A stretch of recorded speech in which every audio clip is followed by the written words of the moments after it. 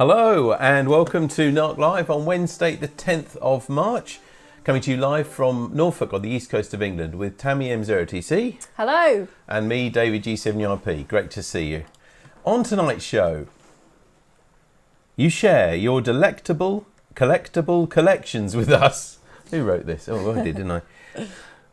More details on the Ofcom ICNIRP and EMF. And we find out who works from a shack like this. We have had a few guesses. If you haven't guessed yet and you want to enter, it's not too late. You can enter either on Facebook or on BATC. Just sign in and put your comments. Just the clue that I gave in the newsletter, there's no Morse key, but there's definitely a mic. Dun, dun, dun. I'll leave it with you. We'll be with you shortly. All right. Hello. You know what they say? I mean, on a night like this, with lots of you have contributed, as you'll see. We've got about 85, 90 slides, something like that. And this is when we need more time. So we try and finish work a bit earlier on a Wednesday when this happens, about 3 o'clock. But today it was one of those busy days. Wednesdays always seem to be busy. It is. So anyway, they say bad rehearsal, good performance. Let's hope that's true tonight. Anyway, first the club news. And I mentioned Ofcom. And do you remember the letter, which a lot of you now, probably all of you who are licensed will have got a letter like this or an email from Ofcom. Now, I know a lot of you are concerned, and understandably, because you don't know, maybe for a lot of you, what this means and what to do and everything. And I did say that we'd be working on it along with our EMC officers. So I'm pleased to say that we had a virtual meeting on Saturday, and both our EMC officers, Tony and Mike, and also Steve G0KYA, because of his experience and knowledge of antennas, we are preparing a special evening just on this. It's in 2 weeks' time here on NARC Live on the 24th of March. Okay, 24th of March, and we'll be discussing this. We won't have all the answers, but something I need to share with you, which we now know a little bit more than we did a week ago when most of us had only had a letter less than 24 hours, is that until the 18th of May, when Ofcom will declare exactly what people have to do, we don't even really know exactly what we are going to have to comply with. Because it is in consultation at the moment. So you have until the 18th of April, just as the letter says, to make any representations to Ofcom if you wish to. And then also the 18th of May will be the earliest that it comes into play. And also by then you will have at least 6 months, and in fact 12 months for under 10 megs to actually do your figures and everything else. Now we'll explain more on the 24th of March, but my main message, I think, at the moment is, in that great Mannering way, don't panic. Or it wasn't Mannering, it was the other one, wasn't it? Anyway, Clive Dunn's character. Don't panic. You don't need to. But we'll do, as all clubs should do, help inform and educate. 24th of March, 2 weeks tonight, and we'll have all four of us will be discussing that and hopefully helping you to understand what it's all about. Now, of course, in the last year, you know, lots of people have taken their exams because we can't run any courses, and they've taken their exams online.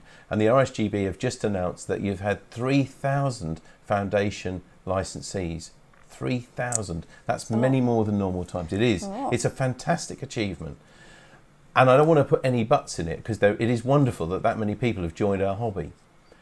But the little but I'd like to put in is that my concern, and I know many of my colleagues, especially involved with training, is where do those people go to get practical help? Help on the most basic of things that probably many of you watching now, if you've got your license, you take for granted. Like an antenna plug. You buy an antenna, you buy a radio, but almost certainly you're going to have to make up a cable. So you're going to have to put on a PL259 or something like that. Well, I'm pleased to sort of let you know that the Rsgb have been working on this behind the scenes, and they're putting together a series of videos just for beginners and for people maybe who've rejoined the hobby after some time, to cover those basic practical skills that clubs like ours just can't do. And indeed, even people can't go around to people's houses and show them how to do it. This is the sort of example. I don't know if Tammy, if we can play the VT. Now this is a promotional video that explains some of the videos that are going to go on. We won't put the audio on now, but you can see that's Rob there, who's been a guest on our program, M0VFC, showing a youngster how to solder, how to put wires on. There we are, look at that, PL259 plug, classic, and for most of us we know what we're doing with it, how to do it, but if you've just started and you've done it all online, how do you get to know these skills? So these are just some examples of the sort of things that the videos are showing, and every day this week they've launched a new video each day to show a particular skill, because this is British Science Week, so what better time to do it? So you can find those videos if you're interested in them, indeed if you are a newcomer to the hobby, at that link at the bottom, rsgb.org/practical-skills. And you can also look on the Rsgb's YouTube channel where all these videos are, and lots of other things as well. So that's a wonderful initiative, I think, by the Rsgb and all those who took part, and all those, of course, who did that as well. That's been really helpful, and I'm sure it's going to help a lot of the people who got their license but they're not quite sure how to really get started. Now a message from Malcolm G3PDH. This coming weekend, the 13th to 14th of March, is the Rsgb Commonwealth CW contest. It takes place on all of the Nun walk bands from 3.5 to 28 megs between 1000 and 1000 UTC, so it's a 24-hour contest. Contacts are made between the UK and Commonwealth countries into UK, and CD contacts are not allowed except for working the Rsgb HQ stations. This is a great opportunity for UK stations to work Commonwealth DX stations without competition from the rest of the world. Check the rules carefully via the Rsgb HF contest website for full details, and this is the link here that Malcolm sent to us. I'll give you a few moments to make a note of that. While we've got that one on here, I should also now mention one of our members, Victor G3JNB, who's noticed that the daily WWV figures are steadily improving. He asks, what might our big guns think of our DX prospects, especially as the Beru, which is now Commonwealth contest, is this weekend. Now, I must confess, and maybe like some of you thinking, what's WWV? So I looked it up, and it is a shortwave radio station located near Fort Collins in Colorado, and is best known for its continuous time signal broadcast, which begun in 1945. Wow. Anyway, Victor goes on to just say about the signal levels increasing from the 4th of March, where it was 74, 23 and 1, to today, it's 84, 3 and 0. So he asks, March the 20th, it's spring equinox, so is it working already? Well, we'll be able to see Victor later on, and lots of other people. Actually, Tammy, have we shown everybody at home? No, we haven't yet. Sorry about that. Well, let's say hello to everybody at home, and they're going to give us a big wave. Those of you just joining on GoToMeeting. Hello. Great to see you. It's not too late if you'd like to join us. Any of you can join. The meeting details are on our website on the front page, and we also gave them on the newsletter, and we gave them at the beginning here as well. Anyway, good evening everybody as well for joining us there, and I know a lot of you of course are joining us on BATC and on Facebook as well as usual. Now the other thing I'd just like to mention is something we did manage to get into the newsletter. It was too late for last week's NARC Live, and that is if you've got a Versa Tower or West Tower and you try to get pulleys or sheaves, they can be really difficult to get. So Chris G0DWV has commissioned a local engineering company to make some, especially for us. He's had to commit to quite a few, but I think he's almost sold that number now. But if you need anything like this for your tower, and you wonder where to get such a thing, apparently they're scarce as hen's teeth. He's getting a load made. I guess they're cast or machined. They're the dimensions of them. Again, it's on our website if you're not sure. The cost is £19.32 each, including VAT. And he can post them extra at the cost of postage if necessary. So it's based on Chris ordering 50. As I said, I think he's virtually got to that number now. But if you want anything like this, he's going to place one order. It's not something you can just keep ordering, and the club isn't going to take stock of this. So if you want one of those, drop a line to Chris at that email address there, or his phone number. Just jot it down now and contact him for more details. Okay, that's our club news pretty much. But as always this time, Tammy, Little People, what have you got for this week? I haven't seen it. No, well, I have to confess that my Little People slide was actually blank until about 30 seconds ago. Oh, heavens. Because Right. I forgot to get one. So I did get some stock a couple of weeks ago. So here's one of the stock ones for this week. There you go. A sandwich piano. Oh, cool. I was That's a obviously little- hungry when I found You this did. one. That's cheese on top of lettuce on top of ham or something like that, and inside a sandwich. Lovely job. Yeah. there you go. So a little bit different this week. Had I thought about it, I'd have probably found something that we could collect. But well, we were a little bit busy, weren't we? We We're were. doing this show, but it's great that people have given us. And we are in for a bumper show tonight, everybody. By the way, I'll just mention now while I remember. Oh, this is, by the way, if you do want to get any of these pictures, it's miniature-calendar.com. I'll also mention now, actually, that tonight is a contest night. So a lot of people I know will be only joining us for this first 10, 20 minutes or so, and then going off to take part in the contest. But we are recording this, and as well as Facebook, I know not everybody does Facebook, so we're going to be uploading this to our Norfolk Amateur Radio Club YouTube channel as well, this whole program. So if you are only watching the first bit, but you wish you could see the bits later on with everybody's collections, then don't worry, you will have plenty of chance to do that with the YouTube, and we'll put the link on our website and our newsletter this weekend. So what have you been doing? We've had a few bits of news there. But don't forget to let us know. You could drop us a line to this address, radio@dcpmicro.com. You don't have to be a NARC member. I'm often asked, I don't like looking in because I'm not a NARC member. It doesn't matter. You're welcome wherever you are and whatever you're doing if you're enjoying this.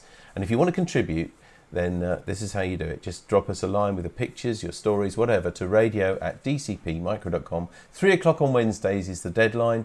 And then we'll be very happy to include it in that show or a forthcoming show after that. Thanks very much.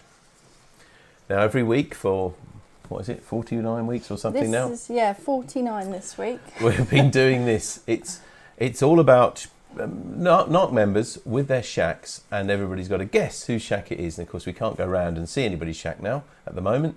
Anyway, so let's see what you made of this. Who works from a shack, Mike? I'm just sorry. It's all right. I think I can people on see you're doing something. BATC are having a little bit of a problem, like we did earlier. You've got to click the HTML link. Yeah, there has been something changed, we think, possibly on BATC. So just follow the instructions. If you haven't got, just because we saw that come up for the very first time on this as well, it does say if you haven't got Flash installed, which is actually old technology now. I'm not even sure it's supported at all.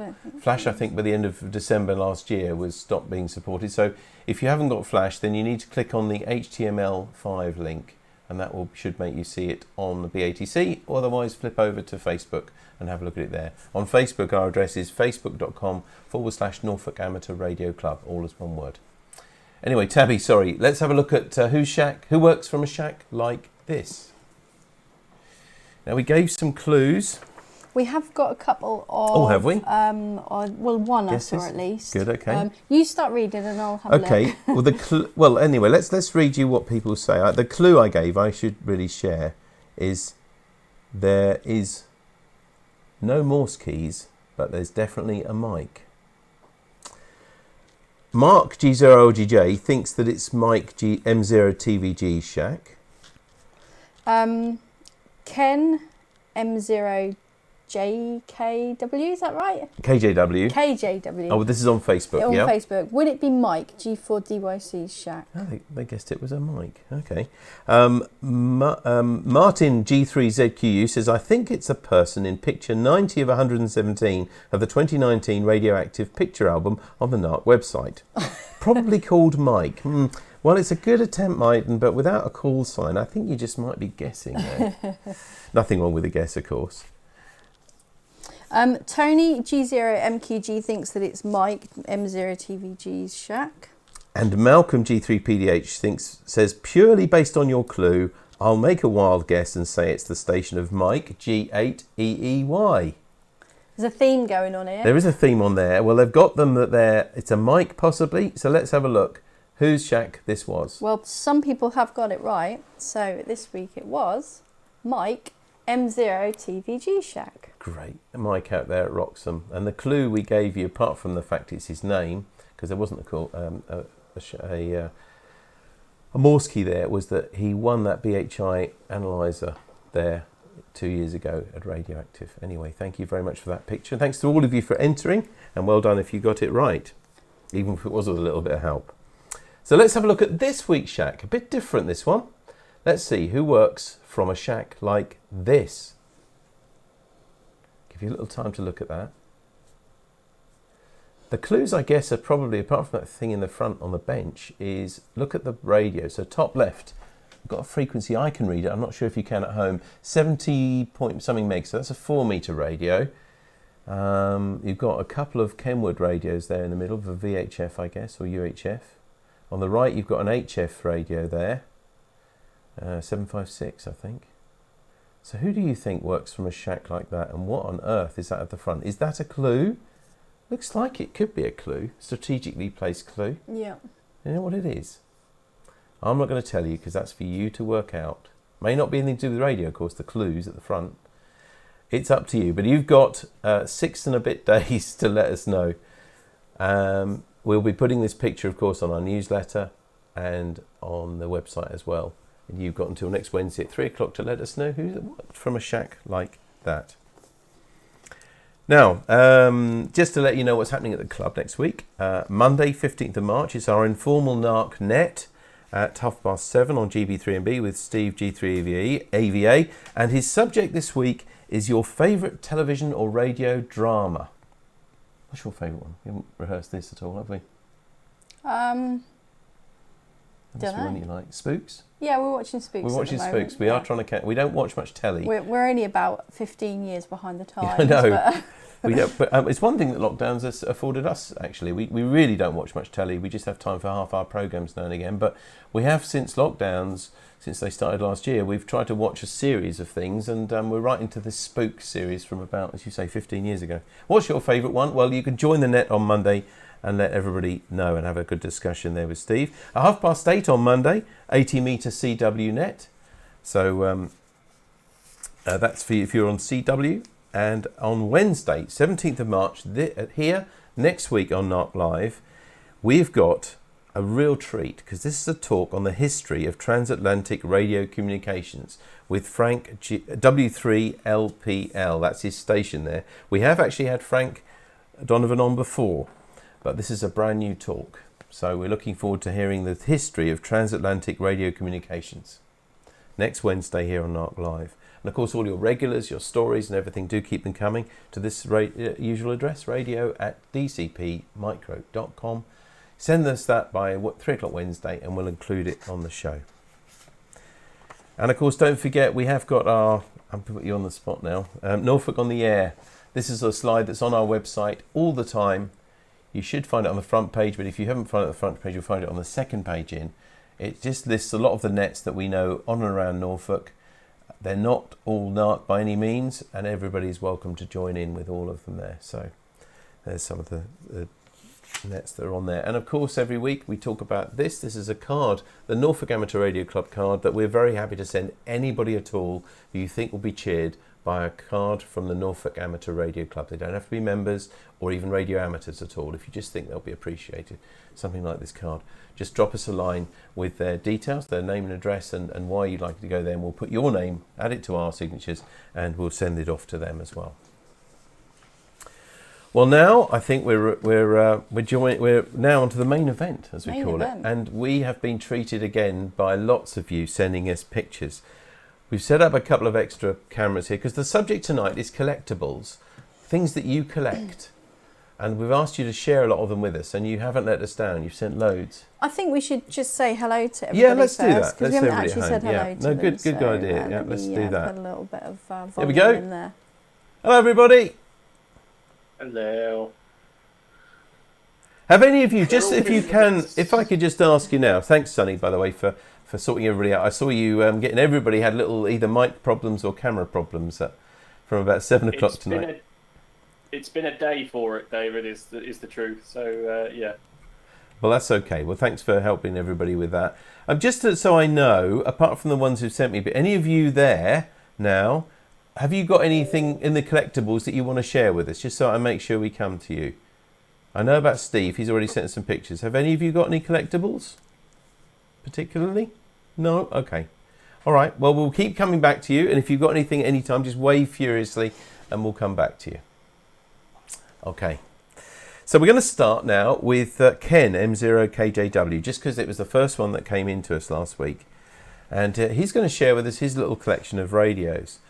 He says, the first rig I had pleasure of using was a Trio 2300. It's a 2-meter FM rig. It was lent to me by my encouraging friend John G6CNF on condition that I didn't transmit. After I got it hooked, I had to go back. but as soon as I got my G1 LJ-A call, he lent it to me again, saying that there's nothing worse than a new license and nothing to transmit with. He says he's managed to collect one now, but it's not the same one as he had. So look at that.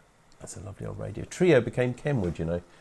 I think Trio might still be Trio in the States, possibly. It's like Trio, not Trio. That, no, not chocolate. You had to. We're only just in, and you're mentioning food. I haven't had my tea yet, you know. Anyway, now the next picture says the first rig he actually owned was a Mizuho, which I think I've got that right, 2 meter SSB rig. That's long gone. I guess I sold it, but can't remember, and I've not managed to pick another one up yet to fill the line up. So that's just a photo, a library photo. Then he progressed to what was his dream rig with the help of Erna and Frank, a great aunt and uncle. This is a Yaesu F290, FT290R Mark 1, for those of you purists. And he bought it second-hand for £300. And I still have it. It's extraordinary how much some of these rigs still fetch, isn't it? And I know that's still very well thought after, and that is portable radio. Thank you for sharing all of that with us, Ken. Now we're going to go next to Steve G3EVA. He's at home at the moment, and I'm sure Sonny's going to help us by unmuting his mic, and maybe we'll clip him and actually have him so that we can see him here, because he sent us lots of pictures of 2 of his collections. In fact, let's get Steve on here if we can. Hang on, I just got to do the bits and pieces. Program. Oh yes, that's right. We use so many of these different sorts of programs, as Zoom and everything else. So Steve, if you'd like to talk, I think we can get you full screen and we can bring you on. There we go. Can you hear me okay? Yeah, we can hear you. Hello, Carol, as well. Before we start, I'd just like to mention that Carol is a collector as well. She collects wine bottles. Are they empty or That's so full? much nicer than saying alcoholic. I think you'll get a thick ear before the end of the evening. Well, Steve, you've sent us a lovely collection. It's not unfair to say there's a lot of pictures that you've sent us. In fact, I've just looked at Tammy's slideshow. I said there was about 90. We've got 162 slides. Oh, yeah, on they're your not slides. all real They're slides. not all for tonight. So Okay, no, blimey. no. Right, okay. There's a lockdown all again. Anyway, Steve, I'm going to let you talk us through these pictures as we go through. But we have to move through them, so I'll let you talk us through it. That one's my main guitar. It's a very cheap Fender Telecaster, £45 that I bought off a guy and modified it slightly. Next, please. That's a 0.1 leak, a hi-fi amp from the 50s. Oh, wow. That's one of the amps that we make, the English valve amps. There's an 18-watt amp with the EL84s in the output stage. I genuinely didn't know you made your own amps, Steve. I thought you mainly maintained them, but that's fantastic. No, I used to make them with a guy called Chris Huff, who's out faking them. Right. But he's gone more into the woodworking side of things nowadays, so we don't really do much anymore. But I still have a huge collection. I've got about 15 EVA amps that I used to use for demos. Right. Cool. That's an old Sound City from the early 70s. I remember that being also for DJs sometimes used them, didn't they? Yeah, they did, yeah. Yeah, quite collectible nowadays. That's the inside of one of our amplifiers. It's a 36-watt one which uses 4 EL84s, the output stage. I remember as well. Nice. Sorry, Steve, I didn't mean to interrupt. I remember you bringing to the club one of the construction nights, one of these, because it was lovely to see those old-fashioned turret boards, ways of construction. For those at home, maybe you'd just like to briefly explain that, because they weren't printed circuit boards, were they? No, they're very easy to repair because, as you can see, you don't have to go underneath that board. And a lot of modern amplifiers will be printed circuit boards on both sides, or print on both sides of the board. With that, if you have a component that's a problem, you just lift one end of it to test it, and if it fails, you just whip it out and put a new one in. Excellent. That's a Marshall. It is a PA amplifier, as you can tell by the 8 inputs on there. That I bought as a wreck, and I sold that. I think it was rented for about near £9,000. I sold that for. You're kidding? £9,000? When I bought it, it didn't work. I got it from a guy in Fakenham, and he was advertising it, I think, for £95. And when I was surprised at how cheap it was, and I said to him on the phone, "You £95?" He said, "Oh, you can have it for 75 then." Wow. I didn't mean it. That was expensive. That's a Japanese amplifier. It's an Elk, and it's based on a Fender. Only in looks, unfortunately, but it does sound quite nice. Okay. That's a Marshall. Well, look of it, it's a JCM 2000 or something like that. But yeah, it's a 70s Marshall. That's the sort of thing that AC/DC used to use. And do you still own a lot of these? Because you see, this is a yes, I've got pretty much most of them there. Yeah, there's a few things I've sold, but I've got most of those. Wow. I've got many more. I've got about 70 guitars and 70 amplifiers. I think we can tell why you always meet at Carol's house on a Wednesday, because you can't have any room in your own house. No. Well, you would know what this is. Everybody on here will know what that is. Really? But they may not have seen it. Do you remember back at school the projectors they used to use, the Bell and Howell? Oh, yes. Well, that is the amplifier out of a Bell and Howell. They were made in America, and they were based on an RCA circuit, which Fender used for their black-faced amplifiers. That's exactly the same amplifier in that chassis. I must tell you at this point, my wife's looking a bit blank what a Bell and Howell is. Have you any idea? No, I never heard of that. Oh, dear. Do you know what a cine projector is? I've heard of a cine, yeah. Oh, I've you've read heard about of- that in history books. Moving on. Moving on. That's a 1959. It's the model number on the top there. That's an old Marshall. I've still got that one. That's probably, that was made during about 1969, I think, that one. And they're quite collectible. Probably £7,000 or £8,000 worth there. Goodness me, I am shocked that they're worth that much. That one's not worth as much. That's an 80s. That's called a JCM 800, and that was made after Marshall got out of their deal with Rose Morris, who lent Jim Marshall some money to get his factory going, and they tied him into a deal where they sold all his amplifiers, and they were making loads of money, and Jim wasn't. So that was the first amp he made after he got out of their bad deal. Next, please.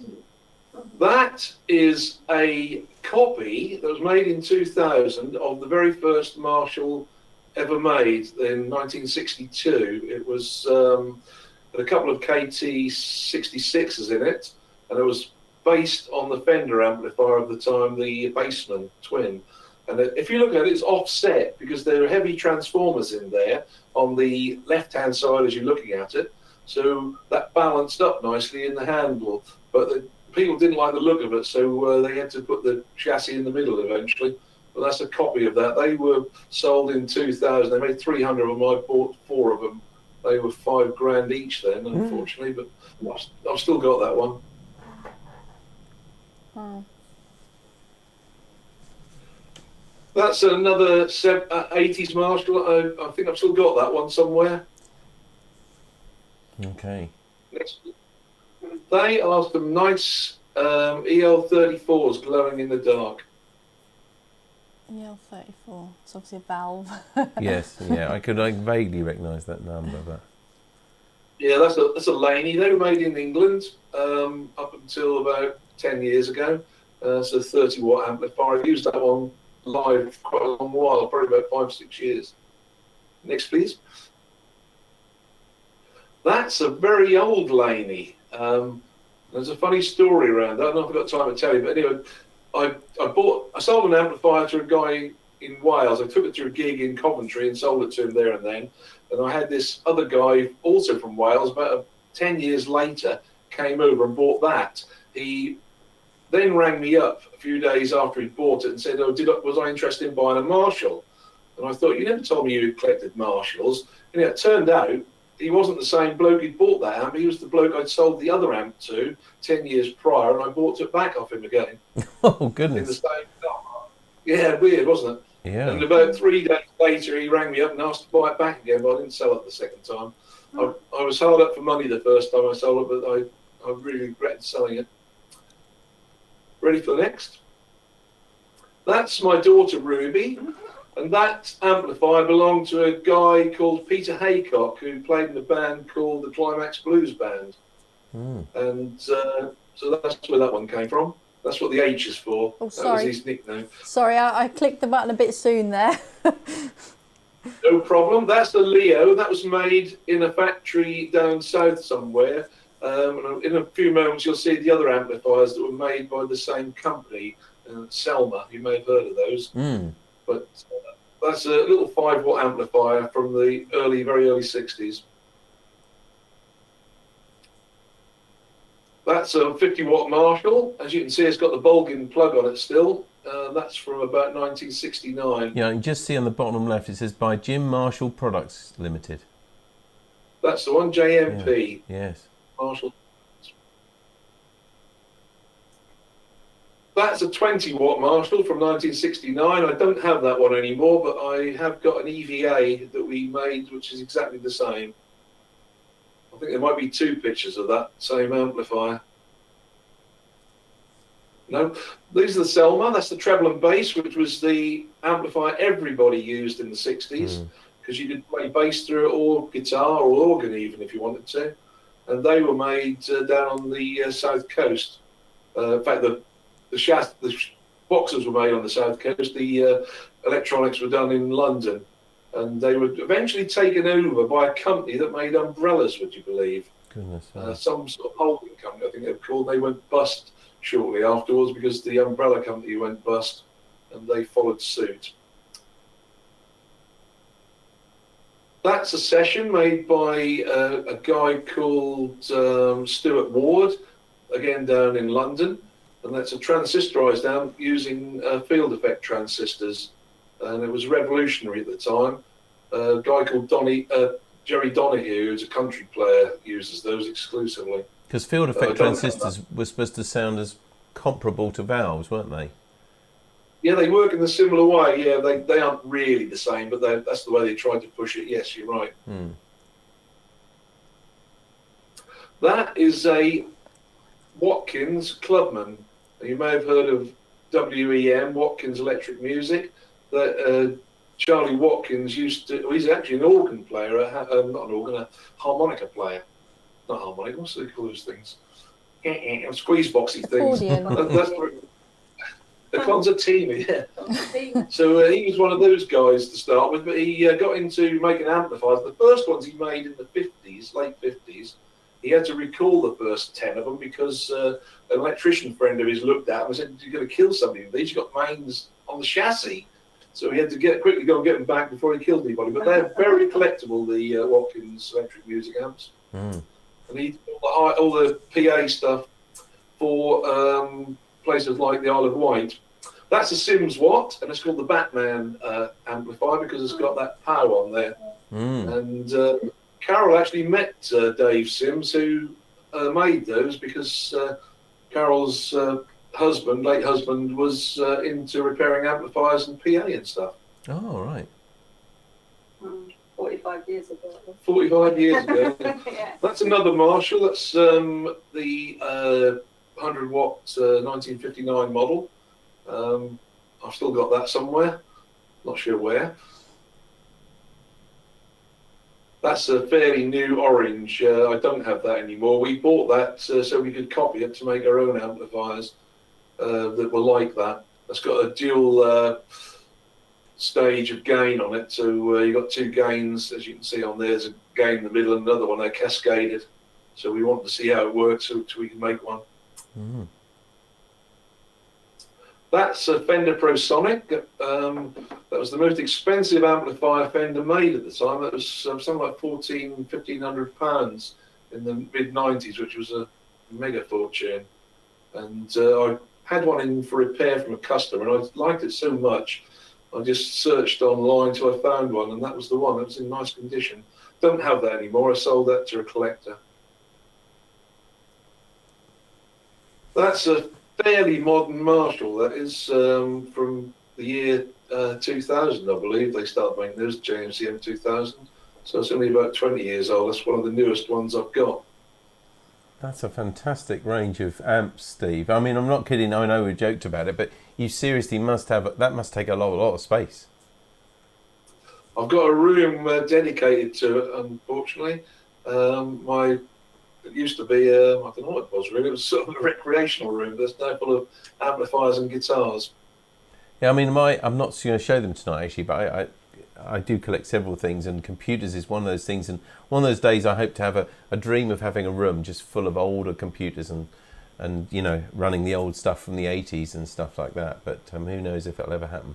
Well, thank you for sharing those. I know you've got another collection which we're going to show in a little while. But thank you for the moment, Steve, and to Carol. Okay, thank you very much, David. Speak to you later. We will. Thank you. Great stuff, eh? What a collection that is. It's fantastic, isn't it? Yeah, it's a serious amount of space it takes up. Now, we've got Malcolm, G3PDH, wrote to us here and says, whilst I'll be doing the contest next Wednesday, I attached some information which hopefully you can use in the collector's event. We can show this picture now, maybe, Tammy. He says, I'm not a big collector of anything specific, but owning the attached 1922 early radio, I thought it may be of interest, particularly as it's coming up to 100 years old. Unfortunately, I've never managed to make the cat's whisker work. Look at that. Now, at the bottom, it has, isn't it? And it's at the bottom, if you can't see it at home, it's called it's Radio Instruments Limited in London. Oh, Malcolm's actually put that on the slide, look, with a TMC headset. It's also got BBC in the bottom left. Now, I wonder if that means that it was picked up. It says BBC approval. So maybe that was something you had to have radios approved to listen to the BBC broadcasts, possibly. Do you think? Don't know. I know he's not with us because he's doing the contest, but anyway. And we've got another picture, I think, as well, haven't we? Yeah, just a bit more information, yeah. Look at that. So it says, again, just to help you if you can't read these small stuff at home, it says aerial as high as convenient, maximum length 100 feet under existing GPO regulations. The Earth, this would be frowned on for us, wouldn't it? Connected to water, gas pipe or radiator. I could just picture the electricians and Kevin and people like that just fainting now when they say that. And then tuning, combination of tuning knob and the crystal cat's whisker type tuning control. Fantastic stuff. That's a lovely thing to own, isn't it? Excellent. Thank you for sharing that, Malcolm. Now, Peter M0VRA sent us the next pictures and says, hello, David and Tammy. I've enjoyed the artwork of Rothbury cards for years, and releasing them from the shoebox, I decided to place them in an inexpensive plastic picture frame in a vague sequence, aging from left to right, which allows me to nostalgically view them at leisure. I've noticed, he said actually here as well, and we can see these, can't we? He says, I've noticed with the past 48 Who's Shack features an absence of QSL cards. They can't all be IT based, surely. Maybe my display might inspire someone. That's right. They're nice, aren't they? Look Lots at of that. trainers They are. there. And I think the odd times we've given greetings cards, haven't we, for them? But I didn't know they did quite so many, I must say. I just love the style of them as well, like Peter. Brilliant. Thank you for sharing that, Peter. Really nice. Next, Rodney G0CBO says, hello, David and Tammy. I enclosed some pictures of Eddystone radios, which you may be able to use on Wednesday evening's club meeting. After many years of admiring Eddystone radios and seeing a few, I decided that I would like to start a collection. Eddystone radios are very well built, have metal cases and strong chassis, and weigh a ton, he says. The company was in Birmingham and was taken over by Marconi. A lot of the staff at Eddystone Radio were radio amateurs. I've so far found two models, an S6080X, which dates from around 1950, in full working order with built-in BFO to resolve SSB and CW, but not up to today's high standards. The other is an S870 from around 1962, which at present non-working. Note the size difference in the pictures. I find them works of radio art and engineering at their best.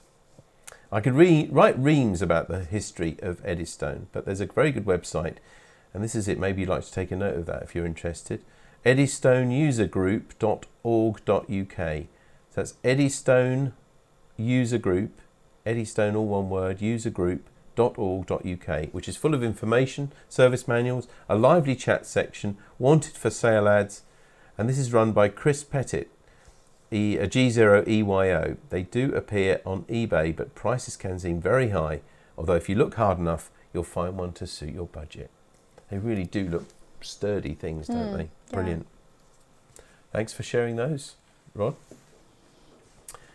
Now, Jim Bacon, G3YLA, I guess he's doing his contesting now, but he's actually sent us this. He is there, yeah. I think he's pretty busy, I would think. Can you talk to us, Jim, or not? I understand if you can't. I think he's busy doing his contesting. That's okay. Yeah, he's doing his contest. That's fine. So he sent us these anyway. Just a quick set of pictures from my misspent youth. It was one of the few things that was free in the fens in my childhood. A 3-mile cycle to the station at Lakenheath, and in 1961, when he was 11 years old, there were still many steam locomotives at work, but the signs were that diesels were coming along. Every train sputter had an Ian Allen combined volume, in which the numbers could be underlined. A lot of money in those days. Otherwise it was all free and just needed energy to cycle to Lakenheath. The summer Saturdays were the best, with numerous holiday specials from Birmingham, Leicester and York, heading for Great Yarmouth. There were special occasions when the level crossing gates would be shut for 4 trains to pass, 2 in each direction. Those were great times, he says. Oh, that sounds fantastic. 2 trains would be... Your sort of thing, is it? It would be my sort of thing, as you know, Tammy. Look at that. Isn't it wonderful as well you keep that? I'd like to think I've got things like that from my youth, but I'm not sure I have. Thank you very much for sharing those, Jim. Should we show something of ours? Yeah, you show something of yours if you like. Show something of mine, okay. Well, a lot of you know what I collect. Mainly I'm really interested in electronics type technology and things, and also model railways, or railways in general. So I've brought a few things here. If I clear a little bit of space here, I can share a couple of things with you. I'll start with trains, I think. And I did show this last week, but I'll show it in more detail now. I haven't got too many, don't worry. So this is from about the 1950s, late 50s, early 60s. We've got a camera here, Tammy. We've rigged up here. Hopefully that helps you. It's called Davy Crockett. It's 00 gauge, and you can see the name on the side. Now this one hasn't got smoke. A lot of them of this era had smoke in them, but this one hasn't. It wasn't, by the way, actually I've got that the wrong way around. This wasn't something that I owned. Sadly, I kind of lost interest in model railways when I left home, probably because I lived in digs in Cambridge and didn't have much space. So I couldn't have a model railway literally in bedsits in Cambridge. And much to my horror, once my dad told me when I got home that actually he'd sold all his train collection to somebody who was running an exhibition, a friend of his down in South, and I was mortified. The only thing I think he kept was his rocket set. I was really upset. I know they needed it, and that sort of helped them buy a holiday, and he thought that I'd lost interest, as indeed I had to then. But nevertheless, I was really upset. And the relevance of telling you that now is that I spent a lot of my later life buying back the things that I knew he had that I really missed. And this Davy Crockett was one of them. I'll just show you this as well, if I may. Move that piece of paper out of the way. Yeah, I'll move this, sorry. This is another thing. It's got a £5 ticket on it. So again, I didn't got it from my original youth. This is called a Giraffe Truck.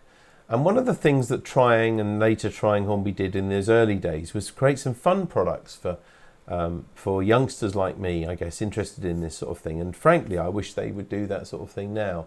This is a giraffe truck, and you can see here a little giraffe head. I hope you can see that. If I actually hold it a bit closer to the camera, you can see a giraffe head there. This is a little truck.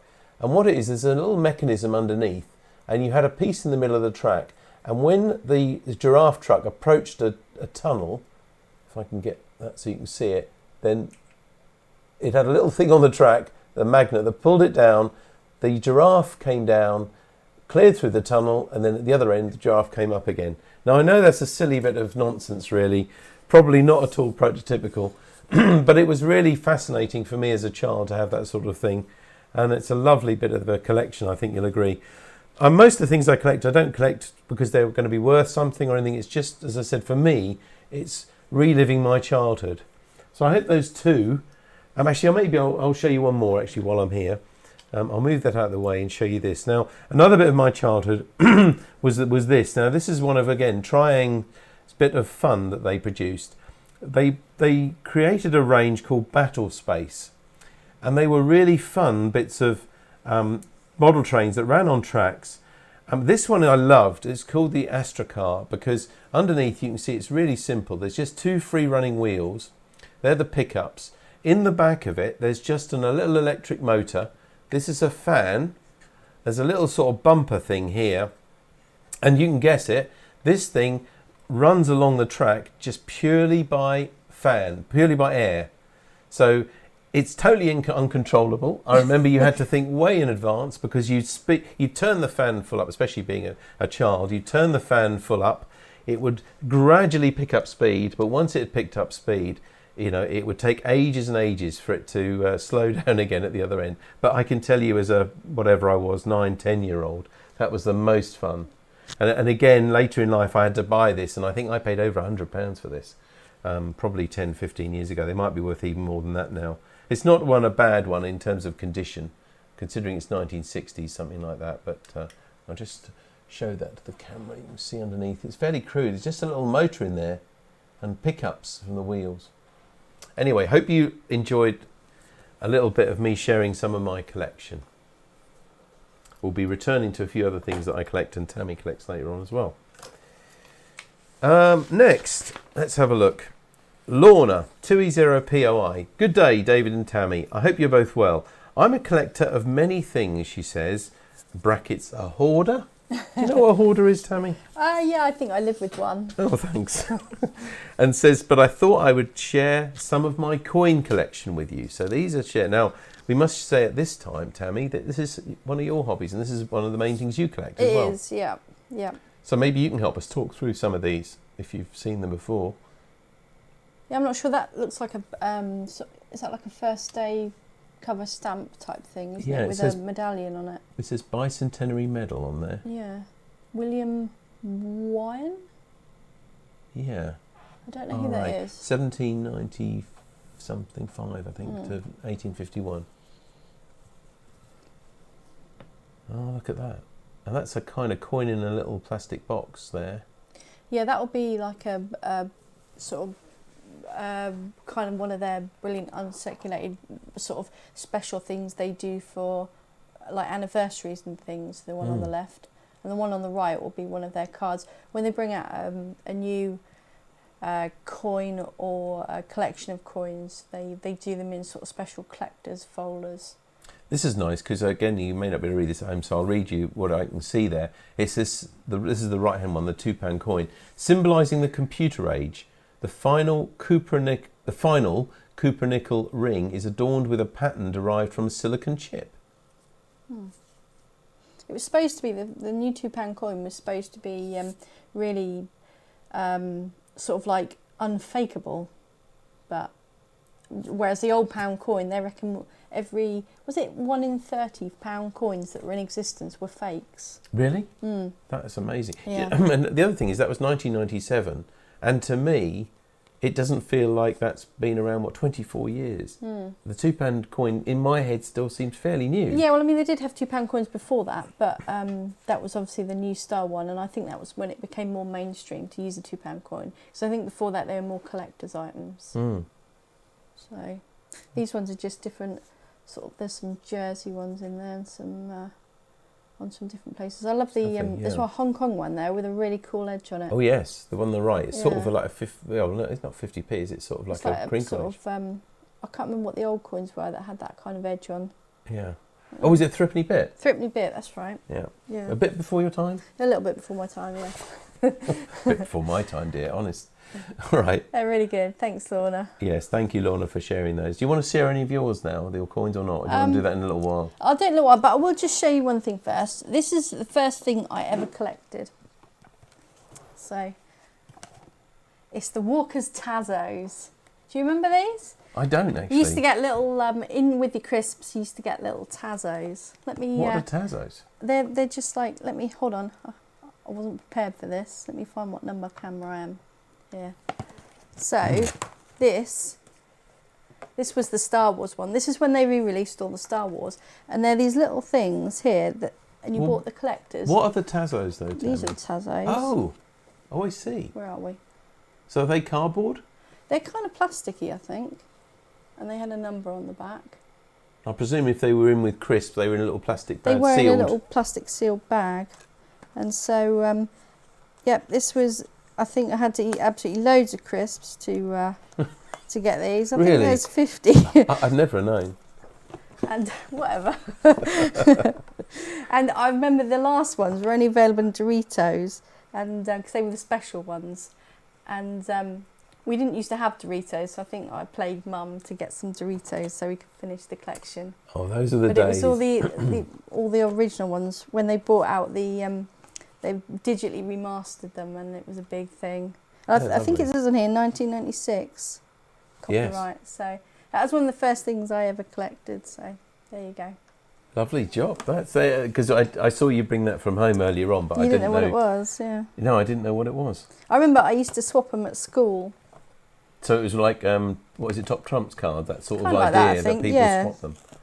Yeah. Yeah. There you Excellent. Thank you. Thanks for sharing that with everybody. It's not too late, by the way. If you are at home and you want to send us a picture, we can't really do it on Facebook and BATC because we can't get it off. But if you are one of those watching at home at the moment, we've got a dozen people, I think, watching from home on GoToMeeting, and you think, oh, I've got something I collected. It's not too late to bring it. We'll come to you in a bit, and then we'll see if you've got anything for us. I don't know. What should we do next? Steve, should we go back to Steve and have a look at his guitars? Yep, sure. So this time we've seen some of Steve's amps. So let's see if we can go back to Steve. I don't know if Sonny can help us unmute Steve. Good evening again. You're back. There we There we go. go. Coming through. Good evening. again. Okay. Right, here we go then.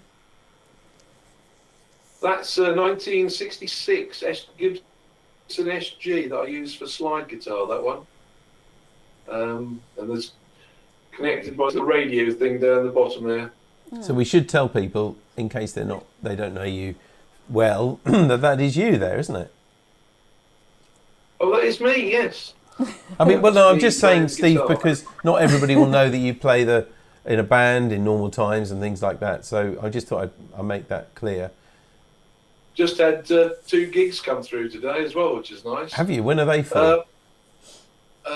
One is on the 24th of July at Holt Rugby Club for the Harley Davidson people. Your brother is one of those, I believe. Yeah. And the other one is another biker thing, actually, at the Grange at Ormsby on the 9th of September. Well, that's So that's nice, isn't it? Weather. Yeah. Hopeful. Okay. Anyway, back to your guitars. Outside. Yeah, the outside gig. So we're hoping that the weather will be good on that evening. Mm. Those guitars are both Fenders. The one on the left, the lighter one, is a Japanese Fender Stratocaster from about 1992, I believe. The other one is a Telecaster from an American Telecaster from 2000, the year 2000. And those are the amplifiers that we make as well there. The left-hand one is an Epiphone copy of a Les Paul. The other one is a Hamer, which was made by people who used to work for Gibson. The Epiphone company is part of Gibson nowadays. That's their cheaper brand now, but at the time when that was made, they were a brand of their own, really. Mm. They both those are Washburn guitars. The one on the left is a Falcon, and the one on the right started out as a black guitar that I bought off a guy, and he had it painted black because the band he played in wanted him to have a black guitar, but he didn't key the surface very well, so it was easy to get the black paint off. And I did it on a buffer at work, and unfortunately, right at the very end of doing all that, I managed to scorch the paint surface. And I thought, what to do here? So I made a feature of it. Yes. And I actually swapped that guitar for one which you'll see a little bit further on the line. Right, the one on the left is an acoustic. That's an Ovation Balladeer. It's got a lot of technology in that one. The back part is a bowl that's made from a plastic material that they used for helicopter rotor blades. And the company was called Cayman, I believe, and they had something to do with helicopter blades, and then the guy who owned the company decided he was going to make guitars as well. So the front is wood, the back is a plasticky type material. The other one is a 1969 Gibson SG. And next we have, the left one is a Yamaha Sg 2000, which was the same guitar as Carlos Santana used, if you remember him. And the one on the right is a 1970 Gibson Sg, which I've still got both of those, and the previous one as well. These are all electric guitars, Steve, so I guess you specialise in... They are. I think I've got probably 7 or 8 acoustic guitars, but one thing I was going to ask though is, I mean, I can understand how an acoustic guitar can sound so different between them because of the excuse me, because of the shape of the sound box or whatever you call that acoustic bit in the middle, and the wood and everything they're made of. But electric guitars, to me, are a bit more straightforward. You've got strings over basically a pickup. So what makes them so different from each other? Well, it can be the thickness of the wood. The one on the left there, the black guitar, that is very, very heavy, and it's made of mahogany with a maple cap on top of it. You can't see it because it's all black, but there's a probably half-inch thick maple cap on there. And the bit right at the bottom where the strings are attached, there is a brass plate underneath there that reaches up almost to the first pickup. So that's where the weight is, and there's a lot of sustain in that guitar. The other one is probably about 1 inch thick, maybe 1 1/4 inch thick, so it's much thinner. That's all mahogany. Both of those guitars, the neck is attached to the body in, well, the Yamaha one actually goes all the way through to the pickups, the neck does. On the Gibson, it stops just before the first pickup. But that's what makes the difference, the types of wood, and also the pickups. Those have both got humbucking type pickups, which, as the name implies, bucks hum. So when you get lighting and stuff that's causing interference, RF interference, well, not even RF, really, 50 cycle interference, it bucks that by having 2 windings which are opposed to each other, so it cancels out the hum. The one on the left is a Fender Telecaster. That's the same one as you saw earlier on. That had a white pick guard in that case, and I changed it to black. The amplifier is a Vox AC 30 from 1962, I think that one is. I've got 2 of those. That's a 62 one. And on the other side is an Arbiter copy of a Gibson ESD 1275, which is what the Eagles used for Hotel California, that type of guitar. So it's twin neck, one's 12 string and one is 6. Very awkward to play as well. The one on the left, the black one, is a headless guitar. As you can see, there's no headstock on that. All the tuners are at the bottom end of the guitar. And that was made by a guy called Ned Steinberger. That was a sort of very 80s thing. I still use that one. I have it in the workshop basically for checking out amplifiers with, because it doesn't matter if you knock it. The other one is the SG that I was playing earlier on, the 1966 SG. That's the same guitar that Pete Townsend used to use and break quite regularly. Not that actual one, but that type.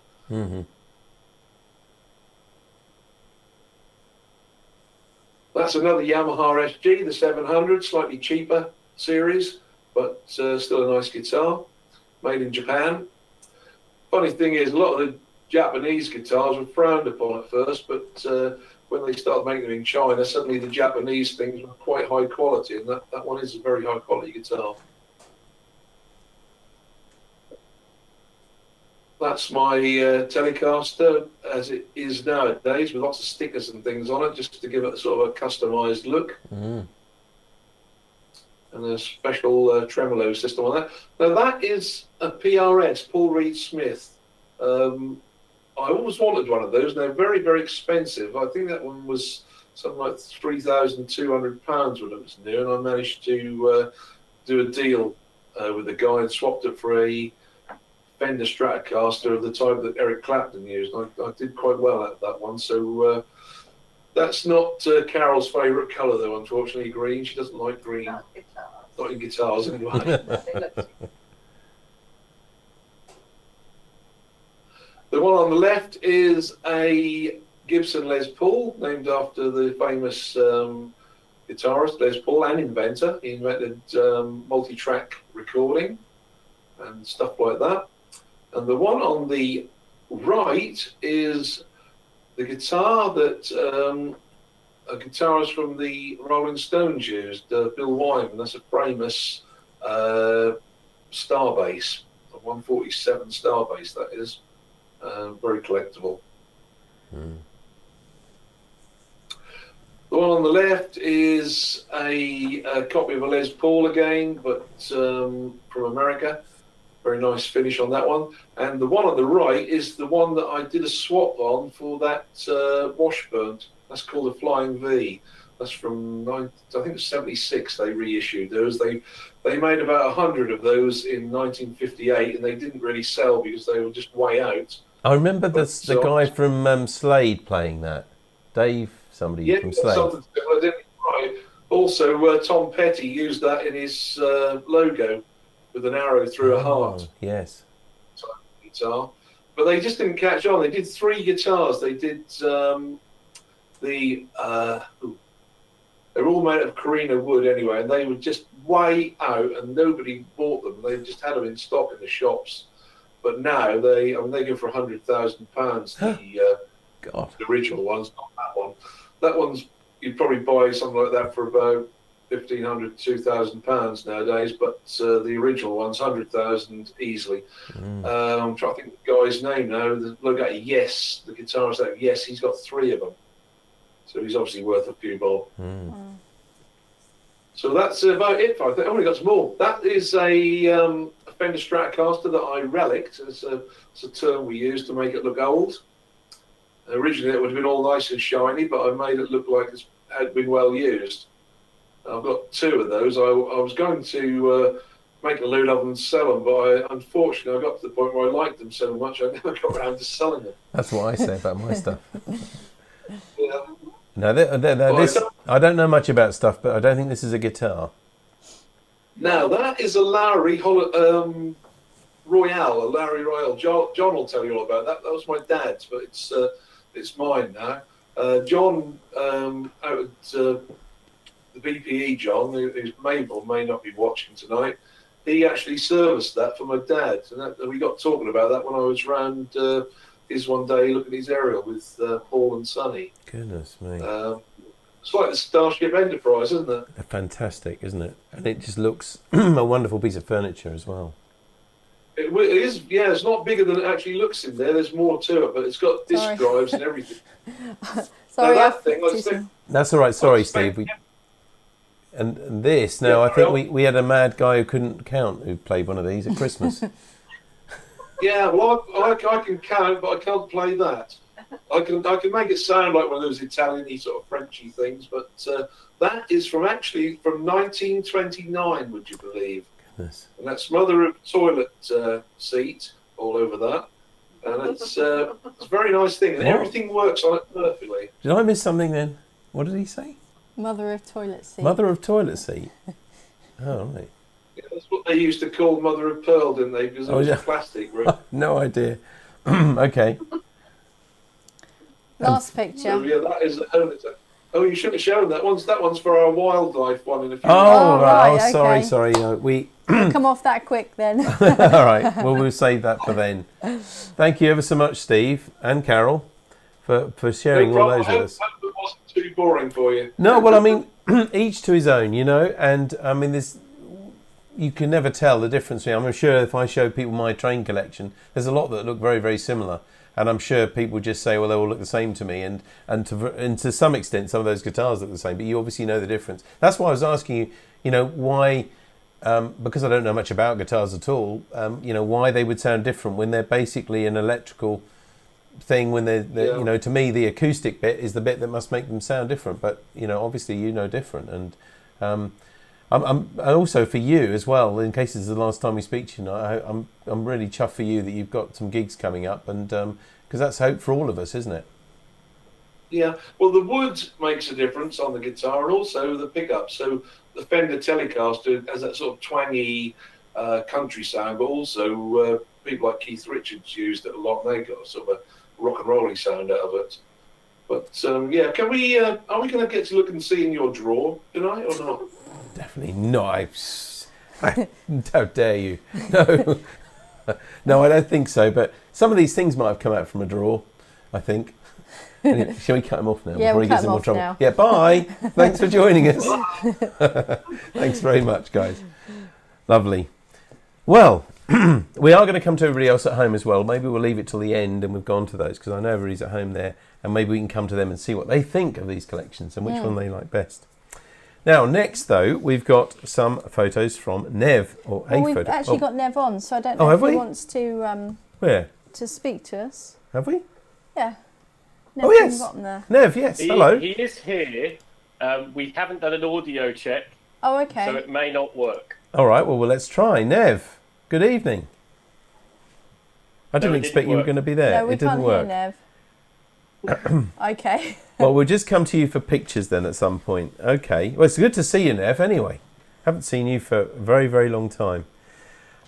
Anyway, what Nev said, as he would, I'm sure, nod and agree, that he said, I'd be surprised if anyone else has a collection of mice. Look at them. They are good. Well, we have got a friend who's got a collection of mice. Katie, Well, are we allowed to apparently mention so. that?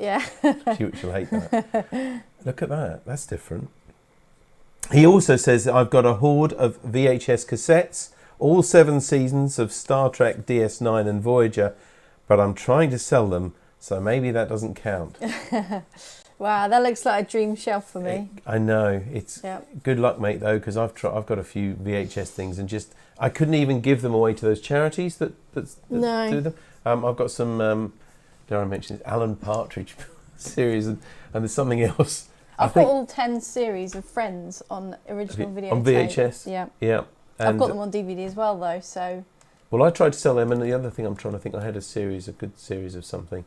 I think it was the trilogy of Back to the Future, but I couldn't even literally give them to a charity place that gives them. So anyway, good luck, Nev, and thank you very much for joining us tonight. So let's go back to Nev, just to say at least so we can see him and wave. Nev? Oh, he's going to write something. Oh, he's going to write something. Okay. Sounds like, right, let's have a look. What's he going to write?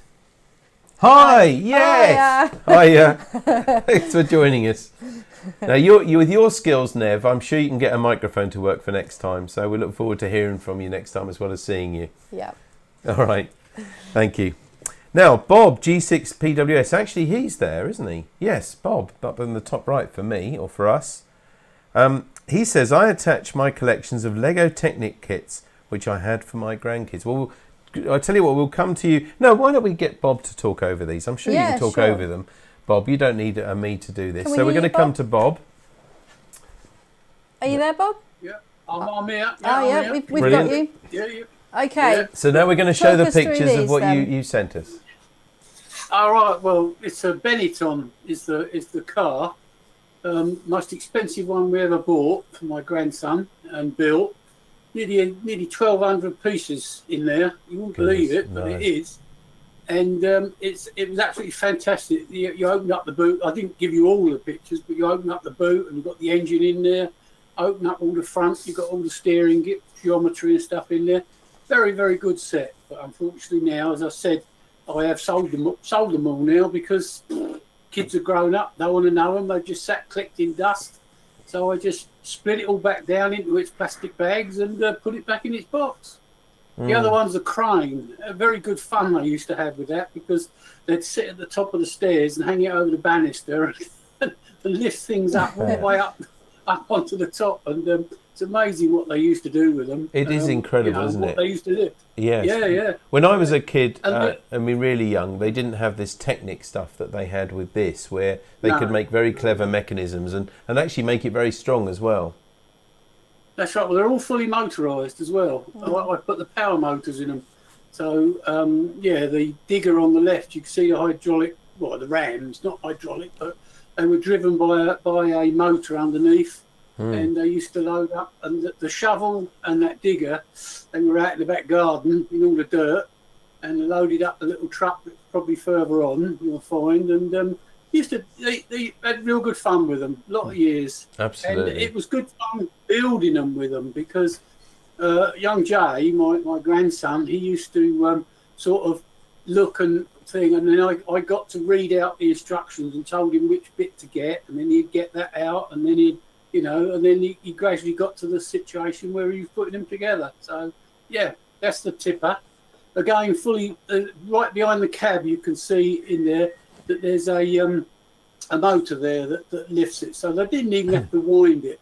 If you left it without the power motor, you'd have to wind the little handle that's or the little cog that's on top of the cab, pretending to be a light.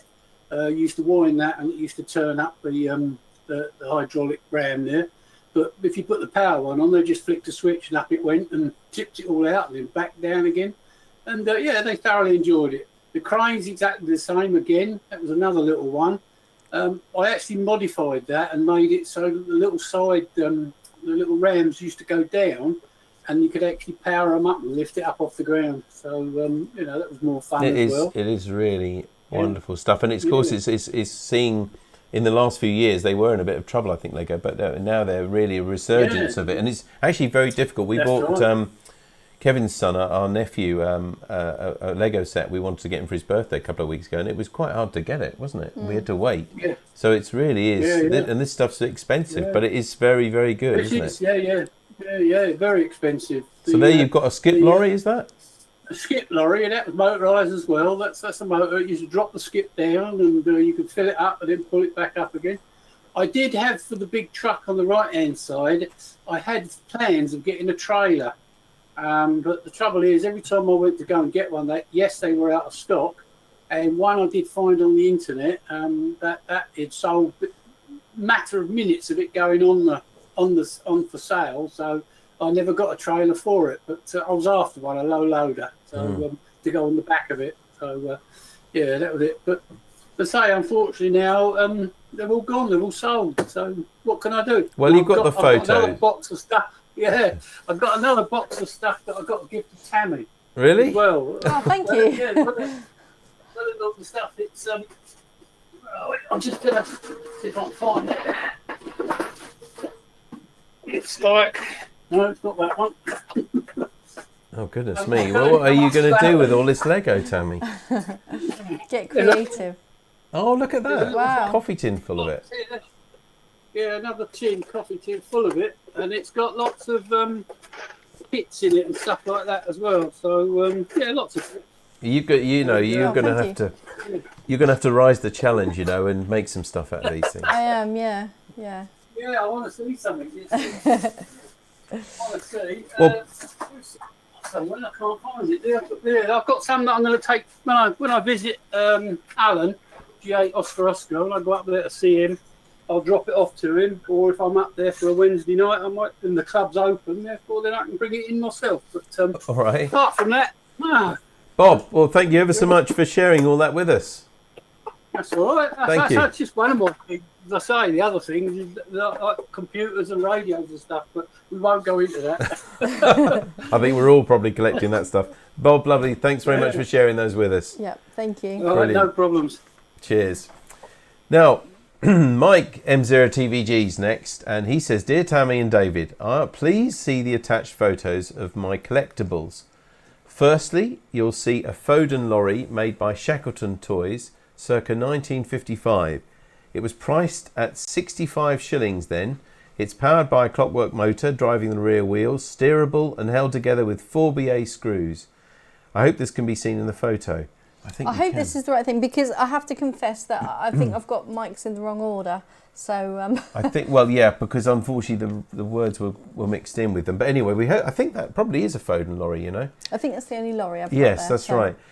The lorry was much loved toy and suffered damage to the front road springs, which are all made of die-cast metal. They were not strong enough for such play.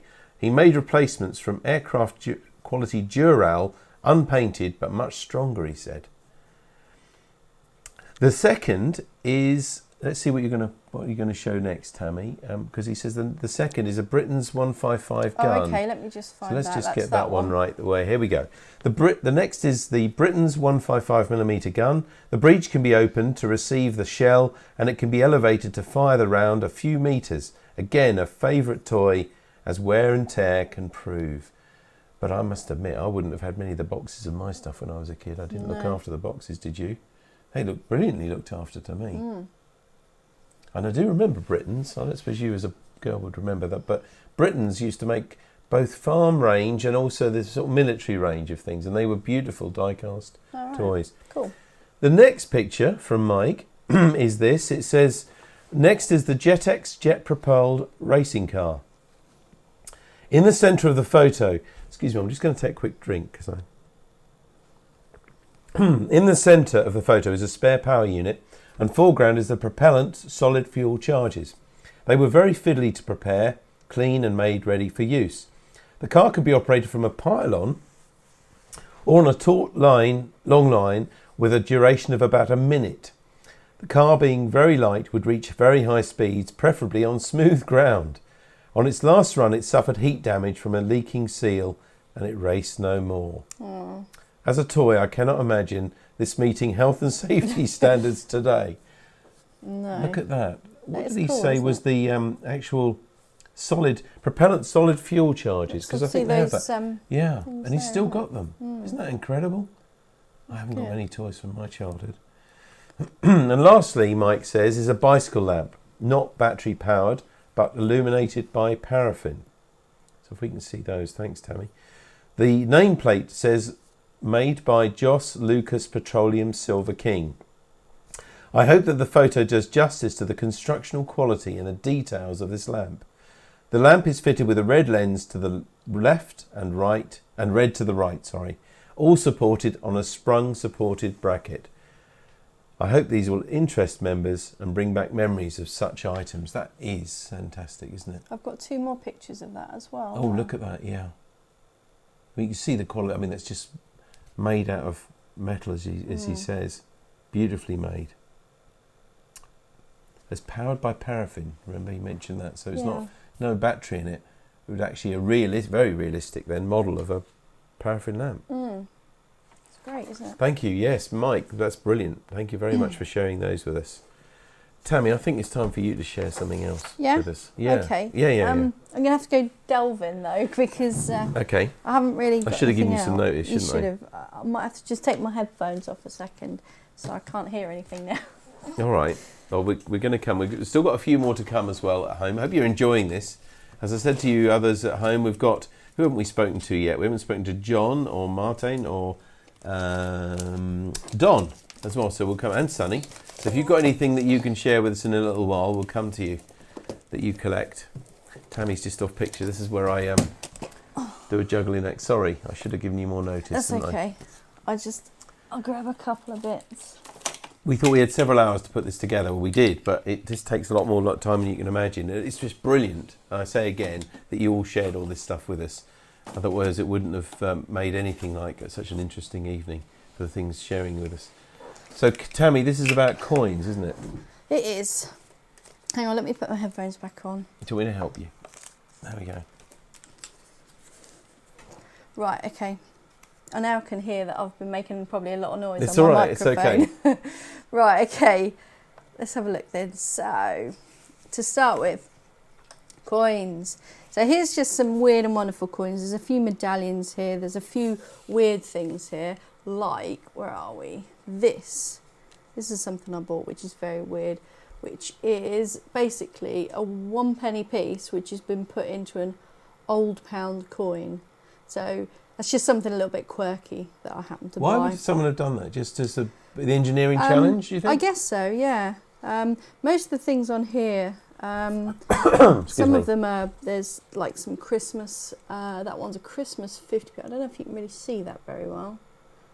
Yeah. No, not really. It's hard because there's so many other Christmas things in the picture. 50p from, I think that's from Jersey, from several years ago. Yeah. Can't really see that very well. So there's lots of different things on there. So let me just dispose of that. Hang on. Oh, they've just got on the floor. Right, so these are the sort of type of things that you can get. So these are like presentation packs. This is a £5 coin that they released in 2018. The Royal Mint do things like this. So you can either buy them like this already pre-sealed and it gives you all details of them. as a collector, or you can get your own. They do albums like these sort of things.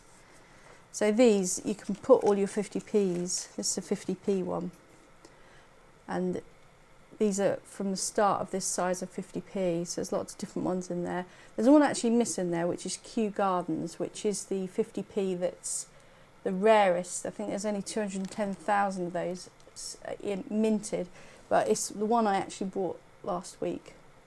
So that actually belongs in there, which I brought it out to show you last week. So. And how much, do you remind us how much that is it's worth now? about £150 at the moment. And that's I must 50p. confess, I did buy that.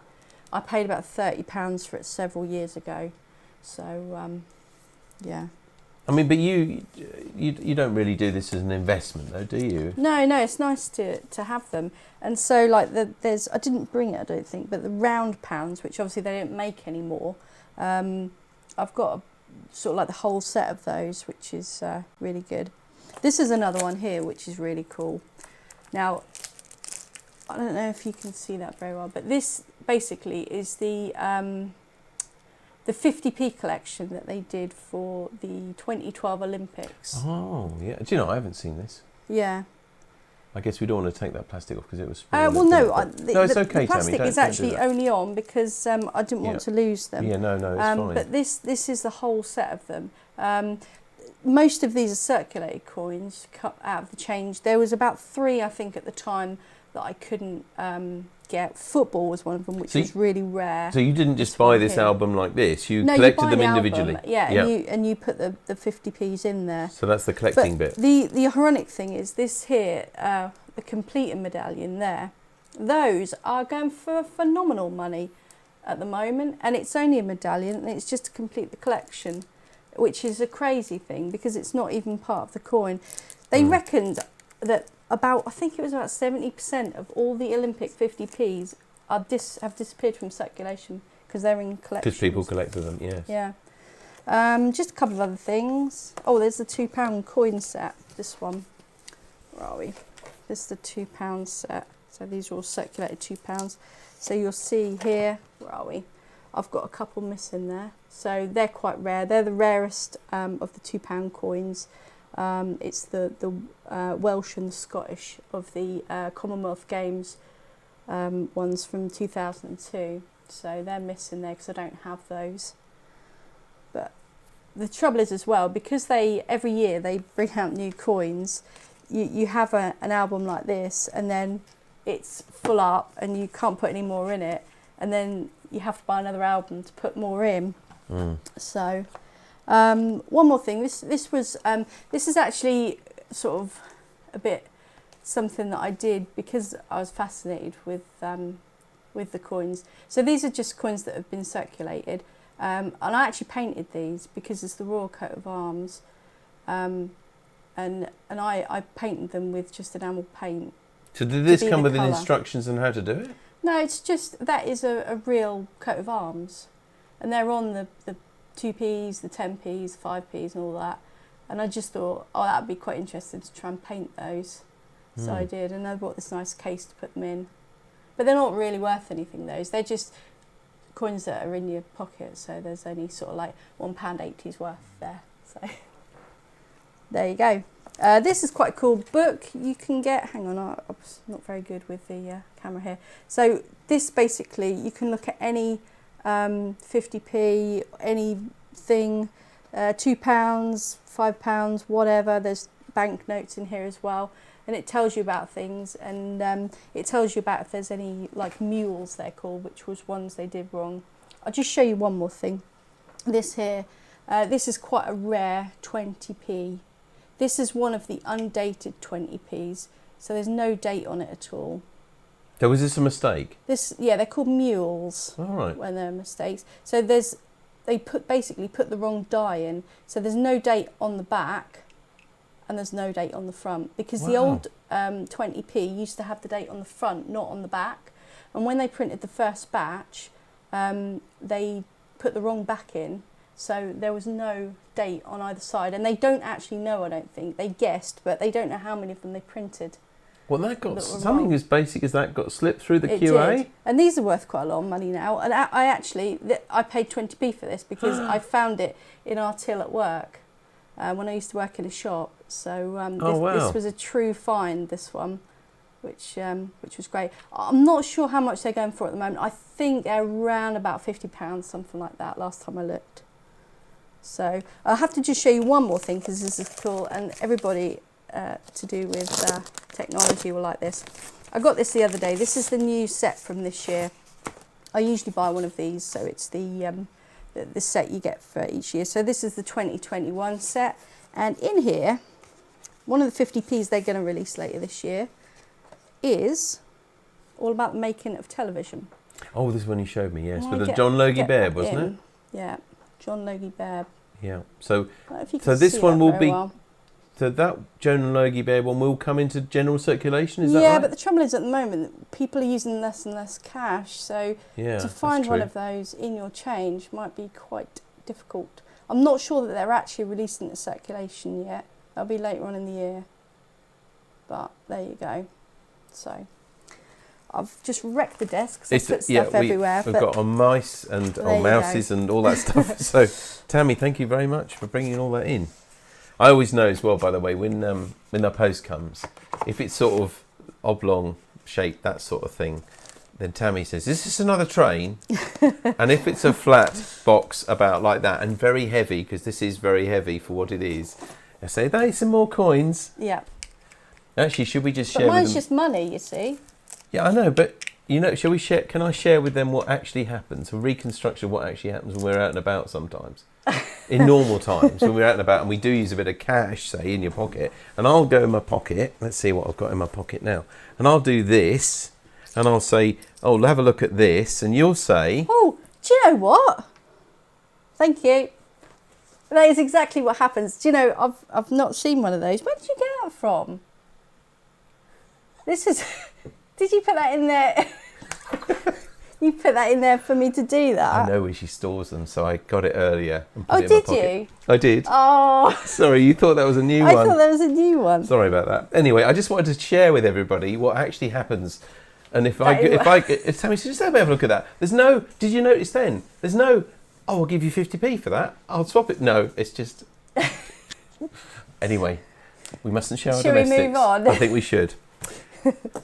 Next to write to us is Paul G3VPT, and he says, "My collection consists of World War II radio sets that we display at the 1940s weekends on the North Norfolk Railway.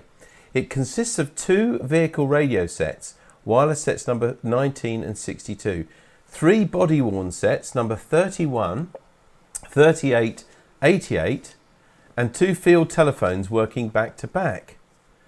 The pictures show a spy receiver heavily disguised as a tin of biscuits." Dead right, that does look like a tin of biscuits. Might look a little bit out of place nowadays, and was known as the Biscuit Tin Radio. I hope I'm in time for tonight. Yeah, well, Paul, you sent that to us earlier, so that's made it to it. And isn't that wonderful? And I love the picture on the left. Have a look at that closely, because if you can't read that quite at home, I'll tell you that on the left-hand side, in the middle of that person there, we've got battery. And on the right-hand side, starting from the bottom, what does that say there, Tammy? Counterpoise, is that? Yeah, counterpoise at the bottom. Receiver. Then it says receiver. Then aerial at the top. Aerial and then phones. So that's a sort of spy set from the 1940s weekend they use it. So actually, do you know what though? Seeing that person there in that coat reminds me of something. Yeah? And it came from Paul G3VPT. Can we just think about what that could look like? Oh, a bit like that maybe. Yes, it's the same coat. Paul. Let's go back. Have you ever seen them hang on, together? you No, wanna no, go it's back? okay. Yeah, let's just flip between them. Person on the left. Yeah, I think they're one and the same. Definitely. Oh, we missed those days. Well, they'll come back. They'll come back. Brilliant, Paul. Thank you ever so much for sharing those. Almost on the last ones now. I've got a few more things to show you, but Tony M0TDK says, "This is a picture of my slide rule collection." Now, it may not sound interesting to you, but Tammy didn't know what a slide rule was. I've had to explain it. The top one, Tony has had since he was at school, although we were not allowed to use them and had to use log tables instead. Slide rules were devised in 1630. 1630. And every engineer from then until about 1974 used them. The electronic calculator replaced them, although it's no more useful. In other words, you could do everything pretty much on a slide rule that you could do with a calculator. The Apollo astronauts took them to the moon. Indeed, if you look at contemporary pictures of NASA staff at work, they're everywhere. The yellow one in the picture is a 12-inch version of the 6-inch ones that went to the moon. Wow. It's very cool. It is very cool. I suspect that in a world of Twitter and other nonsense, many are uninterested in slide rules, but they helped build the modern world. Did you know, for example, that until about 1960, a computer was a person's job description, not a machine? Do you get that? A computer. So you were a computer. Oh, yeah. I remember person. watching that movie. The American. About the three ladies from NASA. Yes, that's right. And they were what was computers. that called? That's right. And they were figures, called I think Hidden Figures. You're right. That's yeah. exactly what it's called. Yes. So they were computers. And Tony says I can waffle about this for decades. Well, that hasn't been waffling, Tony. That's really interesting. Fantastic to share that. I've still got my slide rule. We had to have that. Don't look at me like, oh, he's old. At college, but they did only just teach us a little bit. And then we went on to using calculators. So there we are. Cool. Talking of which, I guess that sort of leads us on to, that's our last ones that you've sent us from home. Can I share with you now? We've had a couple of comments. Oh, have we? Yeah, let's go then. We had Wolfgang, GL1BJV, says, this was when Steve was talking about his guitars. He said, interesting, I only have 14 guitars. 14. So And Steve had a lot more than that, didn't he? Yeah. Donard M0KRK. Trouble is that I collect too many different things, so I couldn't make up my mind in time. Oh, no, Donald. Oh. Well, we're hopefully going to have you, we've still got to talk about it, I know, but hopefully we're going to have you on later on in the series anyway for giving us a talk on a lot of your life. So I'm sure you'll share with it, many of them then. What else have we had? We've got... Tony GAEY says, Eddystone Radio, my first job in life. Cool. Now, we can't play that YouTube thing, unfortunately, John, through here. No, John M6JAU has found a video on your my giraffe truck? Giraffe truck. Good. Yeah. And, yeah. And Roy Reed got two 1920s working crystal sets. Sorry, the picture wouldn't download. Also have a working Eddystone 870A here in my collection. Brilliant. Yeah, Roy G3ZIG. So that's some fantastic radios. Yeah. Do you remember when we did his shack? That was that big shack. Oh, it's the Collins, wasn't it? Yeah, I think so. Wow. Yeah. Yeah, go me. Share with you a little bit of something else I collect. I must confess, this is going to maybe look a little bit like when we did retro technology, and it's not deliberate, but it's because I happen to collect things that are retro in there, and I have been a fan of Sinclair products for many years. I know they may be not the best engineered, and I know that maybe upset a lot of people, but I think in many ways they did pioneer low-cost electronics that most people could afford. So I brought a few of those things that I've collected. Most, I must admit, I've had to buy, so they may be a little bit different from saying things that you've genuinely collected, but this one I do want to share with you. So Tammy, if I could have a look at this camera. This is genuinely my Sinclair Scientific Calculator kit. Now, I ordered this. It was $14.95. I remember being about 15 at school, and I crazed my mum and dad every day when I rushed home from school. Has it come yet? Has it come yet? Because it was one of the things that Sinclair didn't have the best reputation when it comes to delivery of new products.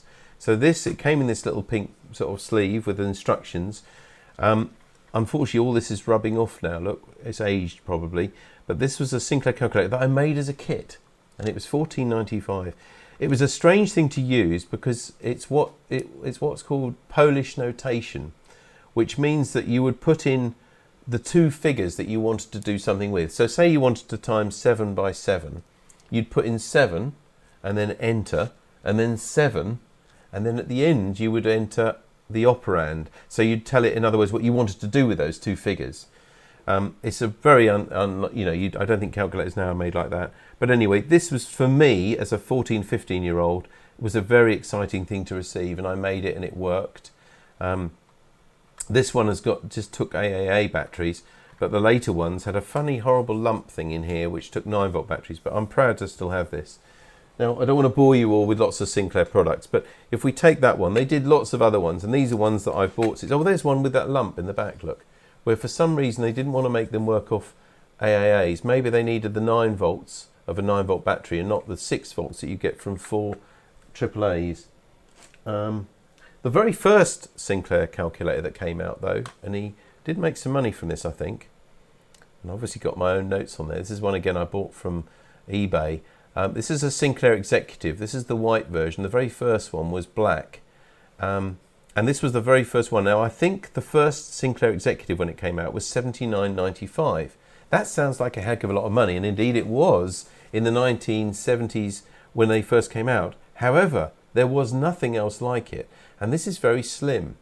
And at the time, you could fit this in a suit pocket. So if you were a high-flying businessman and you could afford $79.95, you would have this as your Sinclair calculator. These keys are not great. They're sort of little touch keys. And although I loved a lot of Sinclair products, the switches and things were the things that often let them down. But I was very proud to sort of be able to buy this. I think I had to pay over £100 for this on eBay, even though I think there are quite a lot of them about if you have a look for them. So Sinclair did start with a lot of calculators. This is one called the Sinclair Oxford, although it was very much a Cambridge company when I lived in Cambridge, and he started off there. Then he brought a range out called the Sinclair Oxford. And then Sinclair was kind of losing the battle when it came to calculators, when people like Casio and other Japanese and Chinese companies started making them. So they actually then turned their hands to other things, and they had an instrument division called Sinclair Instruments. And I think you can see the familiarity if I show you that this on the left is a multimeter here, and it is actually the same case moulding as the calculator, exactly the same. And in fact, if this is a plastic panel that they stuck over the top, and if you peel that off, the holes for the keys are still there. Sounds very geeky, doesn't it? Yeah, it does, sharing this. And he also did a frequency counter in it as well. I only paid a few pounds for these in radio rallies in later years. But anyway, that just shows you the sort of family of products. When Sinclair just couldn't compete with the low-cost imports, that's when they started to go into instruments. I won't bore you with too much more, but I would like to just share a couple of other products. This is something very prized of mine. Now, this isn't mine, in that it wasn't mine originally, but there's somebody who hopefully is watching this tonight, because he sent in some things, and there's a member of our club. It's Mike, M0TVG, and he brought this once to the club, and I was so excited. What's so special about this Sinclair Scientific Calculator kit? It is that it's totally unmade. Now, these sort of things are very rare, and I did make him a reasonable offer to buy it, and he accepted, and I promised I'd never sell it for profit, because I think it's worth probably quite a lot more than I paid for it as a pure collector's piece. It's very unusual to have a kit that's not been made, as you can imagine. But I was really grateful to Mike selling me this to me, and just to prove it, Mike, I've still got it, and it's still unmade, and it will stay like this, because it does remind me of being that 14 or 15-year-old kid who was waiting every day for this calculator to arrive in the letterbox, and it's a very, very prized possession of mine, even though it was yours originally, not mine. So thanks for sharing that. And finally, I'll just show you a couple of other things that Sinclair were good at. As you know, and one of the reasons we do this program is because I love television. I've always been fascinated with television. So when Sinclair brought televisions out, this isn't the first one he brought out, this was the third generation. But what was innovative about this television is LCDs were not really happening then, and TFT screens. So this TV, I'll show you how thick it is there, but it does use a cathode ray tube, and what you're looking at there is a cathode ray tube, like the old-fashioned tube televisions. But what Sinclair worked out is that if he sent the beams from your right here, coming in here, he could deflect the beams electrostatically, in other words using a high voltage, to go onto the back screen there, the back phosphor panel. And what you're doing is looking there in a window at the phosphor screen, which had the electron beams going across it and then were being pulled to the screen with using electrostatics. Now I know that's a bit technical, and if you don't know how the old-fashioned televisions work, that may have lost you. But basically it was quite a clever use of technology to make a portable pocket television, something that was flat. And I did admire that. I don't know how much of it, of course, Clive Sinclair himself came up with. I know he did patent this design. Sadly, this never really caught on. This was obviously in the analog days of television. The batteries, it used a Polaroid battery that slid in there. Oh, it's actually still got a flat battery. There we are. Let me show you the battery.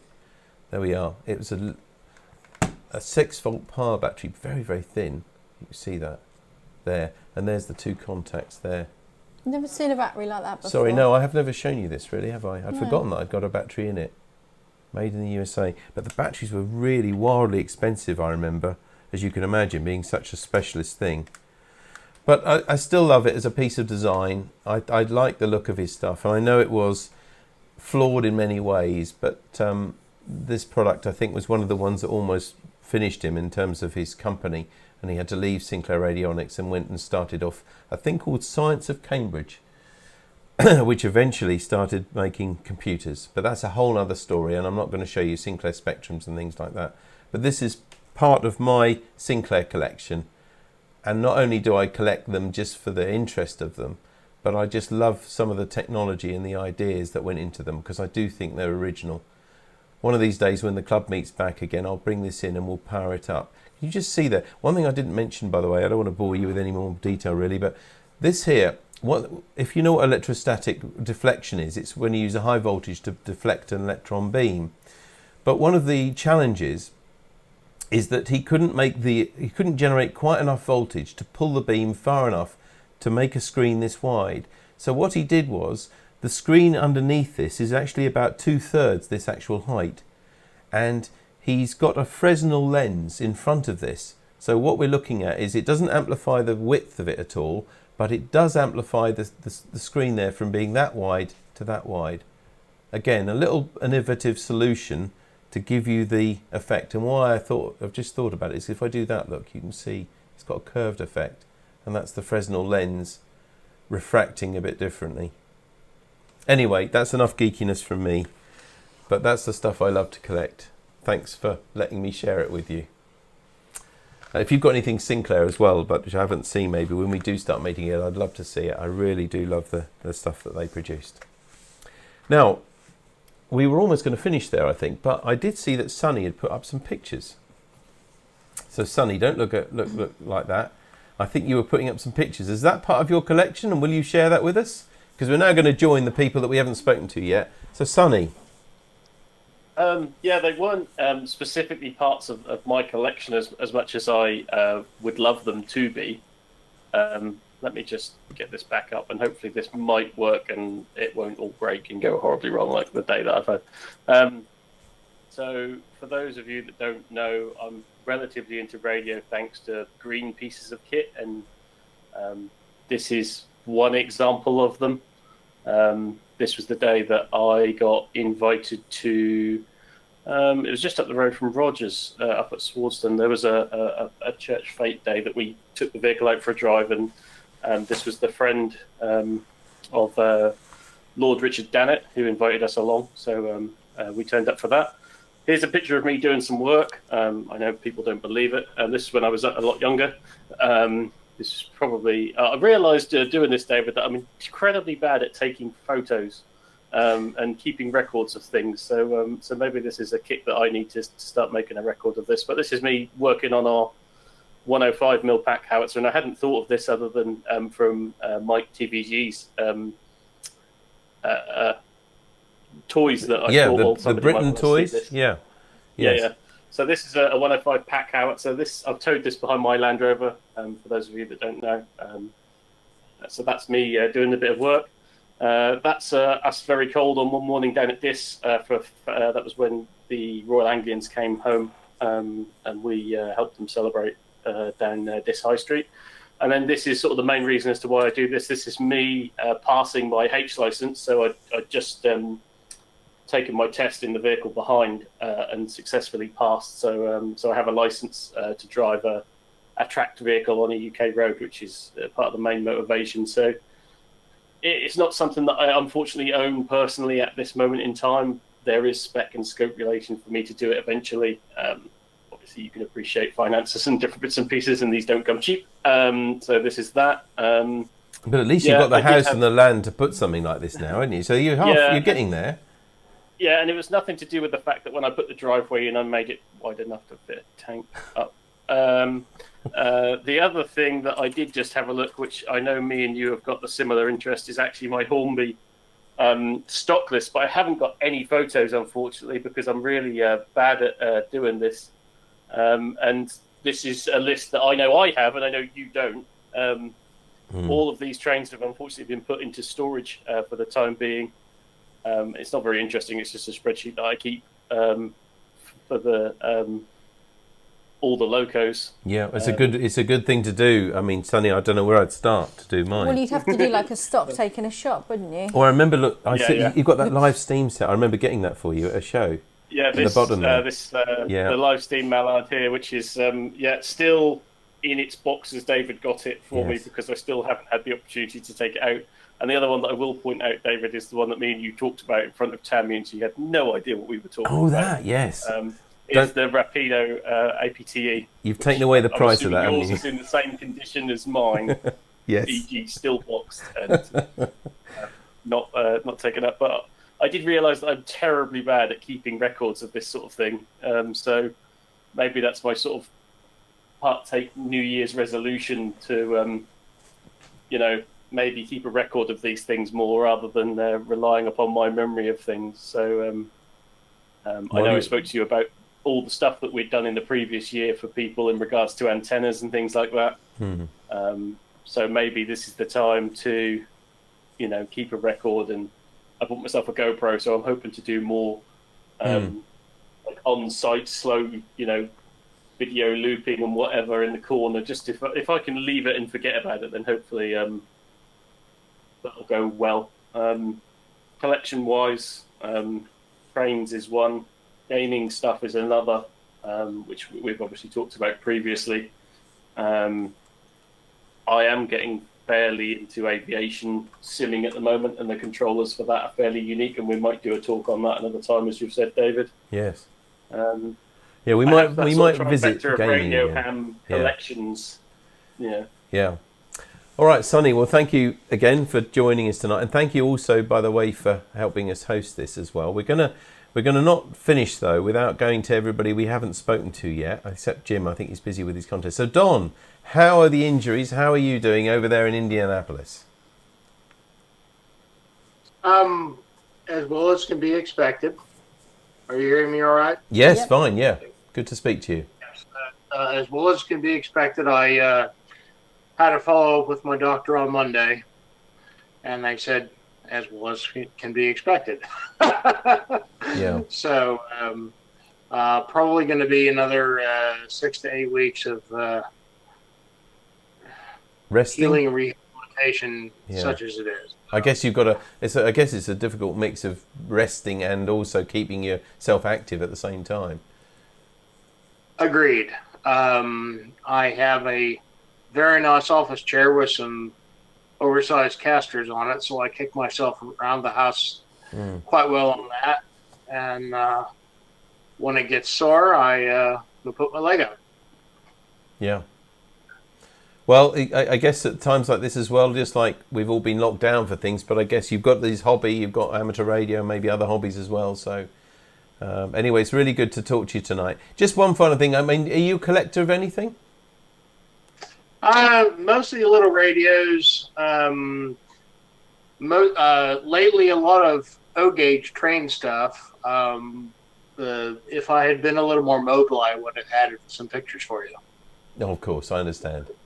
All right, well, that's good. I mean, O-gauge is catching on in this country. Maybe it's the same in the States, but certainly O-gauge was a very, very expensive gauge and specialised until a few years ago. Yes, it is, and I've always been what we call over here HO or OO gauge. Big fan, and I've got a crap load of that stuff. But I've decided that O gauge is going to be the way to go. I have my father's O gauge or 027 gauge, which is the 27-inch radius or 27-inch, 27-inch diameter stuff from when he was a kid in the 40s. So that's kind of what's pushed me into the O gauge. Good. All right. Well, you'll have a lot of fun with that, I'm sure. Just for those watching who aren't into trains, and there's lots of people, I'm sure, we should explain that O gauge is very roughly, twice the size of the OO gauge I was showing earlier, which is probably the most popular gauge. HO and OO are very similar. 1 in 43.5, I think. Is it 1 in 43? I'm trying to remember the gauge. I'll have some to show you next time. All right. I'll keep you to that. Make sure you do. Thank you very much. And do take care, Don, and great to talk to you. Cheers. Someone else we haven't spoken to tonight is John, 2E0TWQ. How are you doing, John? Good evening, David, Sammy and all. Are Hello. you hearing me okay? We are? Yeah. Yep. Yeah. So Sorry. No, I was just going to Go say, ahead. have you been, are you a collector of anything? Well, I've got bits and pieces. I've got some musical instruments that Steve might be interested in, but I think start something and put it down and don't use it. I've got about 8 or 9 mouth organs tucked away somewhere, I remember. Different harmonicas, so I can play 1 or 2 of them. But for some info for Tammy there, since the lockdown with COVID, the Lego shares have increased by double figures, so I heard. And they're opening out new 120 shops worldwide to sell more Lego. So you got to keep you happy, Tammy. I reckon that if they work out how much Tammy spends on Lego, they'll put one in Great Ellingham, actually. Yeah. I used to, when I was a teenager, I used to collect girlfriends, but I never kept 1 or 2, so I gave that collection up. All right. Well, John, it's lovely to see you and talk to you, and take care of yourself.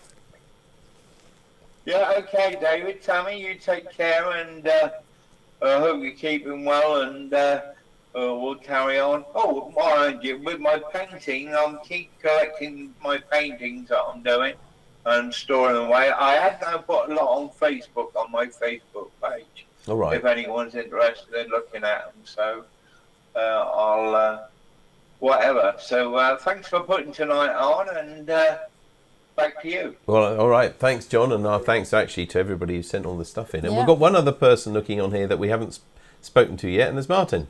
Hello, Martin. How are you? Oh, not bad. I arrived late and I didn't have time to send photos, but I did grab some things to show. Oh, good.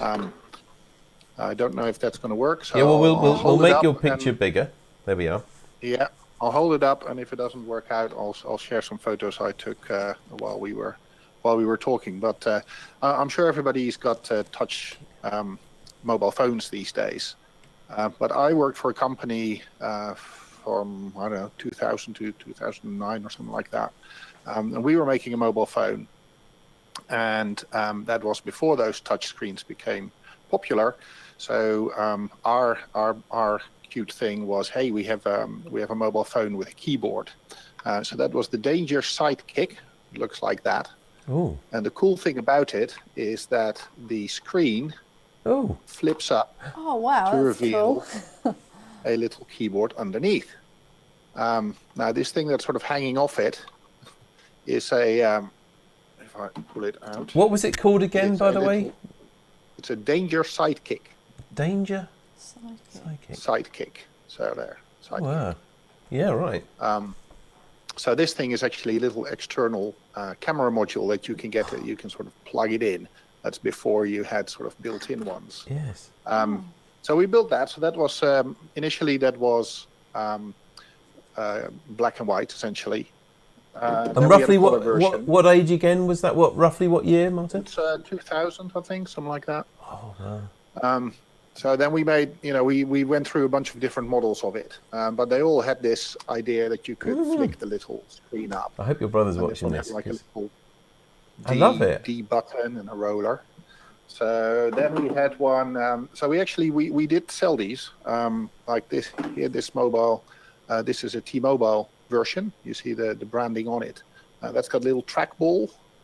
And again, if you remember how, yes, again, that screen flick. Can you just that we were put that back again and do it so we can all watch it again to come out? Because I thought that was so cool, the way that does that. So normally the idea is that you just carry it like that. Yes. And you could sort of look at messages that were on it. Yeah. And then if you want to talk, I don't know how to do this upside down. Here we go. Right, you just sort of just press the right corner, and then it'll flick up. So then we have that one. And then this one is it's kind of annoying to me because this has a rubber sort of backing. This is the back that we're looking at here. You see, by the way, camera was built in by this point. But the rubber doesn't last very long. So this thing has made my hands black. Yes, so we've got things like that. It's a bit of a nightmare. And I didn't like this one because this one didn't swivel. This one went up straight, you see. Again, there was a keyboard underneath, but to us old timers, that was just. But Martin, engineering-wise, with your engineering hat on, as I'm sure you're an engineer, design engineer, and we're hopefully the same, and just thinking of the much more intricate to make it have to twist and get the cabling and everything for that screen and keyboard to twist, much more difficult than what you've just shown us. Is that one of the reasons they changed? Well, I mean, this hinge that we had. You can just you can't see that on here, but basically it works surprisingly well. That's all I know about it. I wasn't involved with the hardware part of this. I was doing the web browser software. We had one of the first web browsers on a full web browser on a phone. That was one of the other things. And then we eventually got bought up by a different company, and we sort of made the last one that was this. So again, with a sort of hidden keyboardy thing. And if I share my screen, I don't know if this is going to work. Can I share my screen? No. I'm not sure. I think Sonny may have to switch that on. Sonny may have to be able to do that. 1 second, let me just find my list. Had you have warned me, I'd have found it earlier. If I do this, you should get a prompt, Martin, that'll then ask you which screen you want to share. This is probably not going to work for me. Let's give up on that. That requires permissions that I haven't got set up. Okay. I was going to show you the screen on it. To just sort of show you what that looked like. It was kind of a cartoony user interface where with the little roller wheel you would sort of go through different menus and you could click in and so forth. But you'll have to look on the web for that one. Anyway, so I didn't really set out to collect those. It's just that as part of my job I was testing all the new ones that were coming out, and of course they ended up in a box. I still have that box. No, but that's my collection. It's still a collection, something you probably wouldn't want to part with, and it's wonderful. I've never seen any of those phones before. No. They were on sale in the UK as well. Okay, Kevin, is M0UJD is very, very keen on phones, so I think he'll be fascinated to watch that. I don't know if he's watching now, but I'm sure he'll be fascinated to see them when we're all back together again. He'd probably ask you to bring one in or something. But thank you very much for sharing that with us. Cool. Thank you. Welcome. And I think that is probably it. If we look at everybody at home now and just see, we've got Steve waving. Yeah, come back to Steve then. Have we got Carol's wine bottles maybe? No. A couple of things, 2 things. While I remember, Martin, the black rubber stuff, I've had problems with that before. Use bicarbonate of soda and a little bit of water, and just rub that, and that will all come off. And it will be back to good plastic again. And David, I worked for Robin Farrow many years ago, and they were Sinclair agents. And my first LED watch was a black watch. I don't know if you remember those, do you? Yes, I do. They're not his finest work. No, but you couldn't have them on for very long because the battery would go flat very quickly. Yeah. I mean, it was as far as I remember, it was something like £15, wasn't it, for one of those, as opposed to whatever the other makes were. They were a fraction of the price, and that was often the way, I suppose. And maybe it was just because I didn't have a lot of money in in my youth, certainly. And I guess, maybe it was my way of being able to afford the technology that I really aspired to. I loved it. But I know that some of the products, I mean, John, I just saw here, I had a Sinclair Oxford Scientific with RPN, hated it, sold it as soon as I could, because the keyboards weren't really very good on these things, but they were very affordable. And so maybe that was it. Better, weren't they? Sorry? Texas Instruments, they were much better. Yeah, they were, but they were much more expensive. So yeah. Anyway, well, the Black Watch was half a week's wages for me back then. Yeah, I mean it was all much more expensive, I think, than the technology now, which after all is a sort of largely throwaway technology. Although interesting, the news today, to be topical, I don't know if you saw this, Tammy, but the news today is that they're going to they're going to enforce so that manufacturers of particularly white goods and things have to provide spares for a certain number of years. They're going to actually make that law to try and make us use products for longer and not just throw them away. So that will be interesting to see. That is a double-edged sword, though. I mean, in my game, letting people have spares for amplifiers is very dangerous. They could, well, even with washing machines, really, can end up electrocuting themselves. There's a lot of high-voltage stuff in amplifiers that stays charged for quite a while. Yes. I did one more thing that John was mentioning earlier on, and this ties in with Paul as well. The thing you did with the motorcycle. Mm-hmm.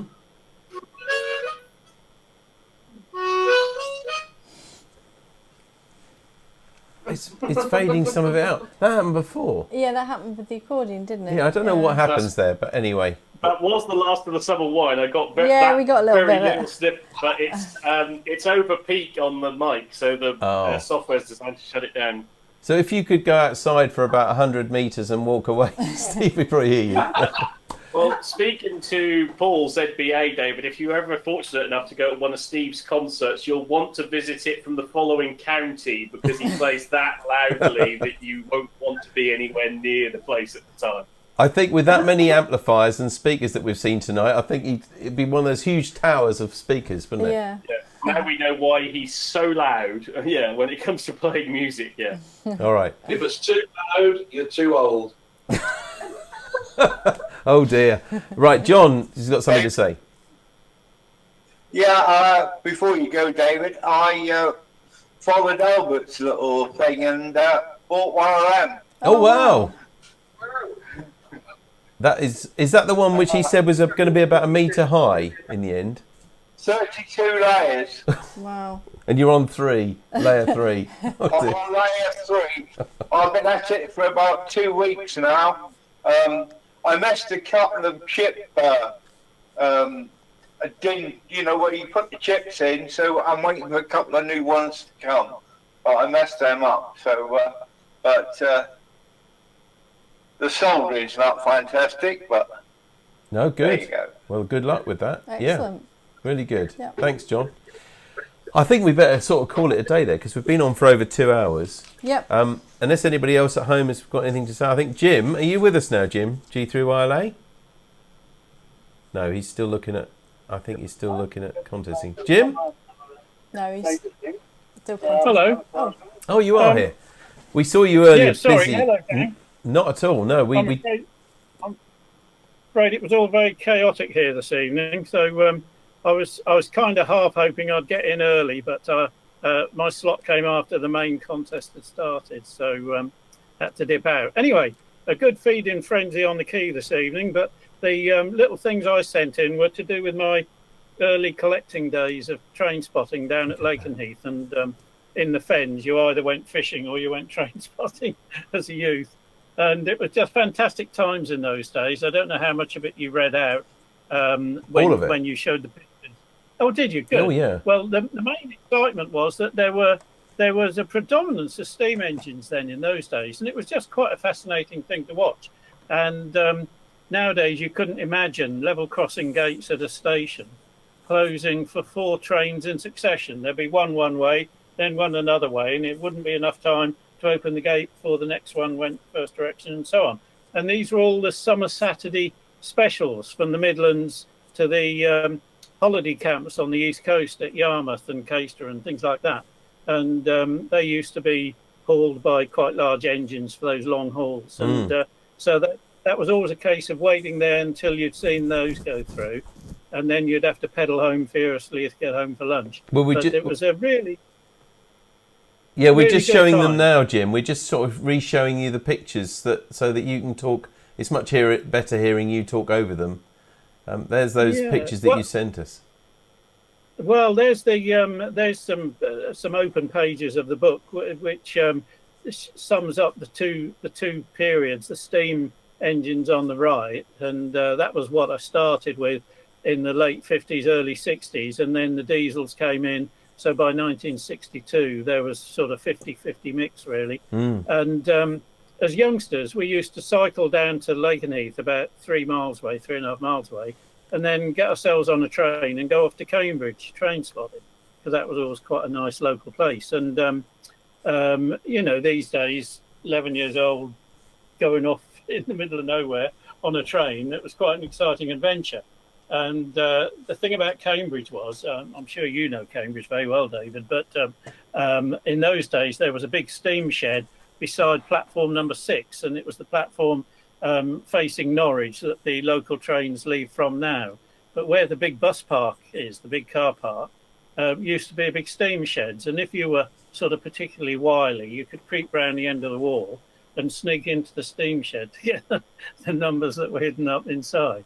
So, those were good, exciting times. But then when diesels came in, it kind of took some of the fun out of it. But everybody had a combined volume, and that was the Bible of train spotting, and you underlined them when you saw them. And the little notebook is quite a nice record for me, 'cause that was in 61, and it's a record of what was around then, and it's quite interesting how few diesels there were at the beginning and how many steam engines there were. But anyway, apart from that, collecting has sort of just been amateur radio stuff and call signs and working countries and things. So that was the only thing I could lay a claim to collecting. No, it's brilliant, Jim. Thank you ever so much for sharing it. Are you keeping well? Yes, I am, thank you. And I've been watching with interest some of the things that are being shown, and I'm afraid I had to have the sound fairly low while I was concentrating on the contest, but it finished at 9:30, so we're just doing a post-contest net on 2 meters. So I'll just go back and swap scores and notes with them on there. Well, this would be a good time to tell you and everybody actually that we're going to we've got a digital recording of tonight's program, and we'll be uploading it to our YouTube channel. So the Radio Club, if you missed tonight, or if you're only just catching little bits of it and you want to see any of it again, you'll be able to watch that in a couple of days. Probably at Friday. You'll be able to watch the whole program again. It'll be on our YouTube channel forever, if you like.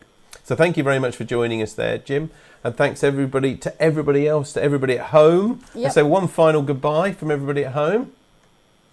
Yeah, thanks guys. Thank you ever so much for joining us and sharing everything with us. I will actually, and this is off script completely, but I forgot. I did bring this in.